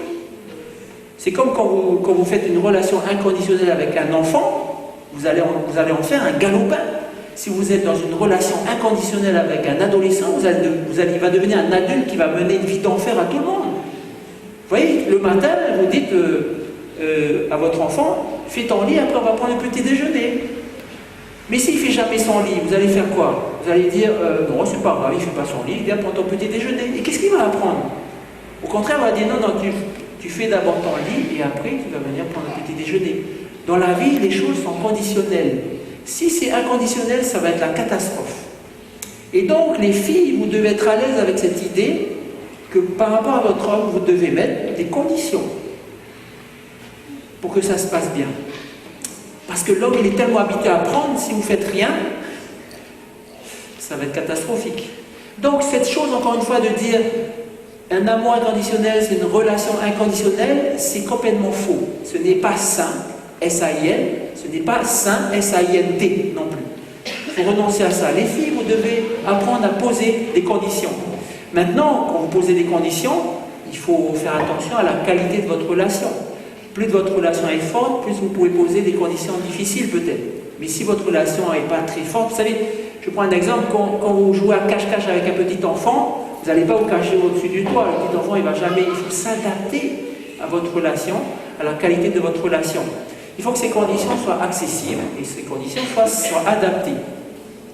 Il y avait une dame qui parlait toujours de ses malheurs avec le pasteur Bulldog qui disait « Oh, mon mari, il ne me parle jamais. » Ah oui? Et dites-moi, quand il désire avoir des relations intimes avec vous, qu'est-ce que vous faites? Ah ben je lui donne toujours, parce que la Bible dit il ne faut pas vous priver l'un de l'autre. Ah, la Bible dit oui, il ne faut pas vous priver l'un de l'autre, ça ne veut pas dire qu'il ne faut pas mettre des conditions. Vous savez, toutes les conditions, si vous avez un prêt à la banque, et puis la banque dit ouais, ça y est, vous allez avoir des millions, et puis là, la banque vous dit au téléphone, venez, il faut signer le contrat. C'est la condition pour avoir le pactole. Et là, vous dites, ah non, j'ai pas envie de remplir cette condition. Vous n'allez pas avoir le pactole. Et donc, les hommes comprennent très bien ça, c'est que s'ils veulent avoir le pactole, il y a des conditions, il y a des petites conditions à donner. Et s'ils ne s'y plient pas, ben, ça ne va pas marcher. Donc, le pasteur Gungor a dit à cette femme, la prochaine fois que votre mari veut avoir des relations intimes avec vous, vous lui dites la chose suivante, lui dites, ah mon chéri, je vais te gâter. Mais avant, est-ce qu'on peut parler 5 minutes? Et vous allez voir, et donc elle a fait ça, et puis elle a commencé à faire avec son mari, et puis elle a pu avoir ces quelques minutes de parler, et finalement c'est devenu une habitude, et puis elle est heureuse parce qu'enfin son mari lui parle, tout simplement. Et encore une fois, les hommes, ça ne les dérange pas. Les hommes, ils aiment ce genre de choses, on fait ça, et puis voilà, il y aura ça. Ça ne les dérange pas. C'est vous les femmes qu'il faut convaincre que vous pouvez le faire. Soyez rassurés, vous pouvez le faire. Bien sûr, plus votre relation est saine, plus vous pouvez poser des conditions. Si votre relation n'est pas tout à fait saine, bon, il ne faut pas non plus compliquer les choses. Un exemple du pasteur Gungor. Un jour, sa femme lui disait, écoute chérie, je vois plein de toiles d'araignée là-haut dans le salon très haut là, je vois aussi dans le garage, je vois partout dans le grenier. Écoute, fais quelque chose, tu ne peux pas enlever toutes ces toiles d'araignée? Puis le pasteur Gungor, il fait, ouais, ok, d'accord. Vous savez comment ça se passe, hein? Au bout de 3 mois, il n'avait toujours rien fait. Donc Madame Gungor est arrivée dans le salon, elle a dit, ah oui, en fait, plus de sexe, jusqu'à ce que les toiles d'araignée aient disparu. Puis elle est repartie. Elle dit, oh, mais qu'est-ce que c'est que cette histoire-là? Mais ces toiles d'araignée, ces pauvres araignées, il faut les laisser tranquilles. Donc, premier jour, mais moi, j'ai pas envie de m'en occuper, je vais pas tuer ces stupides araignées, voyons. Deuxième jour, ah, mais je vais pas tuer ces stupides araignées, voyons. Oh là là. Troisième jour, mais elles sont où ces araignées? Je vais toutes les tuer, même chez le voisin. Il faut débarrasser le quartier de ces araignées, c'est pas possible d'avoir des araignées comme ça. Est-ce que c'est ce qu'il voulait faire? Non. Et est-ce que ça l'intéresse vraiment? Non. Mais il y a des conditions. Sinon, c'est facile toujours de dire fais ceci et puis moi je n'ai pas envie de faire cela. C'est comme ça que ça marche. Alors nous allons bientôt terminer dans quelques minutes, peut-être pas dans 10 minutes. On va passer donc, on va revenir sur les cerveaux des filles, les cerveaux des garçons. À travers les films, vous savez que on représente aussi la façon dont fonctionnent les hommes et les femmes dans les films. Vous savez, il y a des films de becs, des films de garçons, et il y a des films de filles. C'est quoi un film de garçon? Dans un film de garçon, il faut qu'il y ait quelqu'un qui meurt. Et plus il va souffrir quand il va mourir, plus c'est bien. La baston, les explosions, là c'est bien, ça c'est bien. Et vous savez, vous projetez ce genre de film partout sur la planète, quelle que soit la culture, quel que soit les hommes, ça, ils ont quelque chose, ils aiment bien ça. Parce que Dieu a mis ça dans le cœur des hommes, de partir à l'aventure, de lutter pour quelque chose, de lutter contre les méchants, conquérir nos rêves. Ça c'est les films de mecs. D'ailleurs, déjà quand ils sont petits, les garçons ils sautent partout, ils font des cascades, et puis la maman elle dit mais attends là, tu vas te crever un œil. Et puis le garçon il dit ah mais c'est ça le but, non? C'est vraiment, c'est dans la nature des hommes, des garçons. C'est eux qui ont inventé le rugby, c'est pas les femmes qui ont inventé le rugby. D'ailleurs, vous savez, moi je suis très très paisible en général, je suis très cool, mais quand je vois un match de rugby, je vois des gens, il y a quelque chose qui se passe dans moi, je suis sûr que Jérôme aussi. Et quand on lit la Bible, eh ben, on peut pas ne pas voir que dans la Bible, Dieu est le numéro 1 des castagneurs. C'est le plus fort des castagneurs. On voit ça dans l'Apocalypse à la fin. Jésus il descend du ciel et il ratatine tous les méchants. Comme ça. Et quand on lit ça, on dit, ah voilà, bien fait pour eux. Eh bien c'est comme ça. C'est comme ça les hommes. On aime ça. Maintenant les films de filles. Comment c'est les films de filles?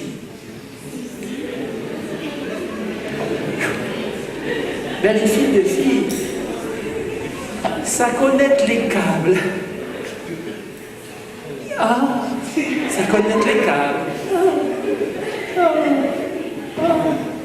Il y a des films comme ça de filles, vous savez, pendant 2 heures, il y a une table dans la cuisine, il y a 4 filles autour, 4 femmes, elles parlent pendant 2 heures. Et là, la fille, elle regarde ça avec son gars, et puis, waouh, c'est bien ce film, et le gars, il fait,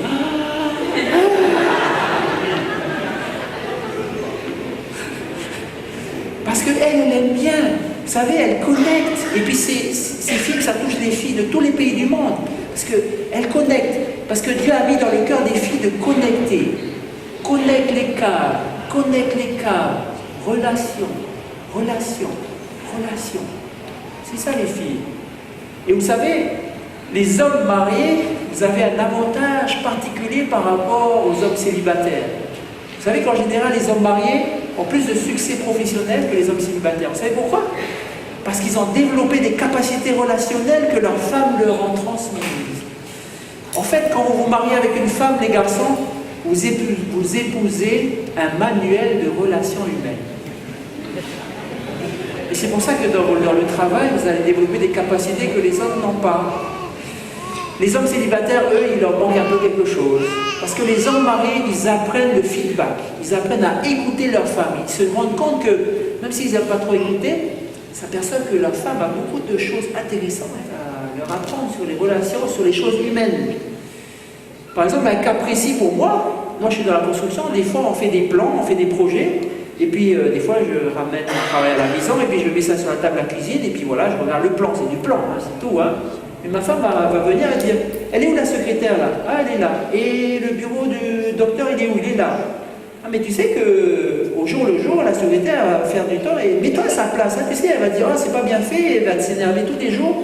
Puis elle voit des trucs comme ça, et puis je dis, oh, tu sais, ma chérie, hein, ça a été fait par un architecte, c'est bien fait, c'est professionnel, t'inquiète pas, t'inquiète pas. Le lendemain matin, je vais voir l'architecte. Écoute, là, il y a un problème, là, la secrétaire, ça va l'énerver tous les jours. Parce que les femmes, elles ont une capacité à voir ce qui se passe dans la tête des gens. Les relations humaines, c'est vraiment leur spécialité. Et donc, on apprend beaucoup de choses. Eh bien, malgré les différences qu'il y a entre les films de filles et les films de garçons, ces 2 films partagent toujours un même thème. Chez les films de garçons, à la fin du film, le héros retourne vers la fille. Pendant tout le film, on le voit, il se bat, il saute sur les montagnes, il descend en parachute, il fait exploser les missiles, et puis il tue le méchant. Et puis à la fin, ah les gars, j'ai oublié quelque chose. Puis il recourt après sa dessinée. Ah ma chérie, puis bisous, puis voilà. Puis là, les hommes, à la fin, yeah, ça c'est énorme.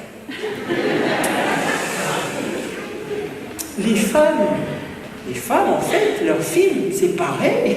C'est le même thème dans leur film. Le garçon revient toujours vers elle. Vous voyez, il y avait un film où il y avait Tom Cruise qui jouait le rôle d'un businessman, et puis il a des choses dans son film et tout. Puis on voit beaucoup sa dulcinée aussi. Et puis à la fin, il a gagné des milliards, il a réussi ce qu'il voulait. Et puis là, il se rend compte que tout ça n'a pas de signification sans elle. Alors dans le film, on voit, il prend l'avion, il prend le taxi, et puis il arrive dans la maison de sa dulcinée, et il arrive dans la cuisine. Et qui c'est qu'il y a dans la cuisine? Ben, il y a la table de la cuisine, et puis il y a les 4 femmes. Il y a la dulcinée, la maman, la tatie, la grand-mère. Et donc il arrive, et là tout le monde, ah, mais qu'est-ce qu'il fait là? Et là il fait, hello. Et là il parle avec sa dulcinée, et dit, tu sais, j'ai conquis tout, j'ai pu vaincre mes adversaires, et puis je suis dans une situation incroyablement, j'ai eu tout le succès, mais vraiment tout ça, c'est rien sans toi. Parce que tout ça, si tu n'es pas là, ça n'a pas de sens. C'est toi qui me combles, c'est toi qui me complètes. Et là, la médecine se lève et elle dit, déjà quand tu as dit hello, j'étais à toi. Et là, les filles, vous savez, tout ce que je vous dis, les hommes, faites ce qu'il y a dans votre cœur. Livrez vos batailles, accomplissez vos rêves, vivez vos aventures, surmontez vos obstacles, faites tout. Mais n'oubliez pas la fille. Je n'ai jamais vu avoir un homme avoir du succès et perdre sa femme et dire « Ah, ça va valer le coup ». Jamais, c'est pas comme ça. Ne soyez pas comme Adam. Pour ceux qui connaissent la Bible, dans le jardin d'Éden, l'histoire d'Adam et Ève, c'est quoi? C'est que Dieu avait dit à Adam, garde le jardin d'Éden. Parce qu'il y a un danger, et il y a un serpent qui est venu. Et le rôle d'Adam, c'était quoi? C'était de botter les fesses du serpent hors du jardin d'Éden. Mais qu'est-ce qu'on voit? On voit que le serpent, il a parlé avec la femme, elle a mangé le fruit, et on voit que Adam était à côté d'elle, il n'a rien fait, il n'a rien dit. Pourquoi? Parce que Adam, c'est un peureux. Et je crois que beaucoup de fils d'Adam, c'est des peureux aussi. Vous savez, des fois on dit, c'est quoi être un homme? Et quand on regarde la société aujourd'hui, être un homme, c'est avoir des gros muscles et puis tabasser le mec qui te cherche des noises. Et c'est ce qu'on voit beaucoup dans la culture de tous les pays. Dieu a mis dans notre cœur le fait de lutter, de se battre, mais pas de lutter contre les autres hommes et de lutter, de faire la guerre pour dire je suis le plus fort, le plus beau. De lutter pour la justice, de lutter pour sa femme, de lutter pour ses enfants. Il y a des hommes, quand on leur dit viens voir un séminaire de couple pour apprendre comment ta femme, comment aimer ta femme. Oh non, j'ai pas envie de ces trucs, c'est pour les femmes, c'est moi. Mais les hommes, il faut être courageux, il ne faut pas avoir peur. Il faut aller, il faut rentrer dans le monde de votre femme, il faut rentrer dans le monde de vos enfants. Il faut lutter, justement. C'est pas fait pour les femmelettes, c'est pas fait pour les omelettes non plus. Hein? Les vrais hommes, ce sont des hommes qui n'ont pas peur de s'occuper de leurs femmes, de changer leur façon de faire des défis pour leurs enfants aussi. Ça, c'est des vrais hommes. Ça, ils se battent pour des choses valables.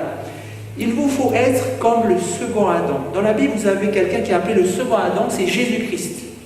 Jésus-Christ, il est venu chercher la fille. Dans la Bible, la fille, c'est vous et moi. Il a tout risqué, il a tout fait, il est même mort. Il a donné sa vie pour vous et moi. Ça, c'est un homme. Il a tout fait pour la fille. Il faut être comme ça. C'est ça les hommes que vous devez faire. N'oubliez pas la fille. Vivez votre rêve. Accomplissez vos projets. Faites tout ce que votre cœur vous dit. Mais ne soyez pas oublieux de votre femme, de votre dulcinée. Ne l'oubliez pas parce que vous êtes trop pris par votre vie. Voyez, un jour, vous serez en train de travailler tard avec votre équipe, puis là, tout d'un coup, vous vous levez. Et tous les autres collègues disent, qu'est-ce qu'il a? Il s'en va tôt là ce soir. Qu'est-ce que tu fais? Écoutez les gars, j'ai une mission spéciale. Demain je reviens, j'ai une mission spéciale ce soir. Et là vous allez chez vous, vous allez secourir votre femme de tous les monstres. Et c'est là que vous allez batailler. C'est qui les monstres? C'est les petits enfants qui l'ont embêté toute la journée. Non, je blague. Mais donc les hommes, tout ce que je vous dis de faire, c'est ce qu'il y a dans votre cœur. Parce que derrière, dans le cœur de chaque femme aussi, il y a des choses. N'oubliez pas votre femme. Les femmes, les hommes, vous êtes différents, mais vous êtes faits. Comme dans ce schéma, vous êtes faits pour être ensemble, pour satisfaire les besoins l'un de l'autre. Et donc, les hommes, n'oubliez pas ça. Et les femmes, n'oubliez pas ça non plus. Assurez-vous de retourner vers la fille. Nous sommes déjà à la fin de notre séminaire ce soir. Est-ce que ça va? J'espère que vous avez apprécié. Je vais laisser la place à mon épouse pour la suite. Donc voilà, nous avons appris des choses intéressantes ce soir. J'espère que vous avez noté dans votre livret. Donc je vous donne rendez-vous pour demain. Je laisse mon épouse prendre la suite. Alors, merci Jean-Marc. J'espère que vous avez donc apprécié une partie des ingrédients de ce soir et que vous les avez notés sur vos feuillets. Parce que ces ingrédients-là, il faut les compléter encore demain. Et comme on dit ce soir, c'était intéressant, mais demain, ce sera encore mieux. Parce que si on veut une sexualité merveilleuse avec nos époux, nos épouses, et pour ceux qui ne sont pas encore mariés, eh bien de découvrir encore plein de secrets, parce qu'il n'y a que du bonheur. Alors je vous donne rendez-vous demain. Rapportez votre feuillet, et puis revoyez un petit peu tout ce que vous avez noté. Alors je vous souhaite à tous une bonne soirée et à demain.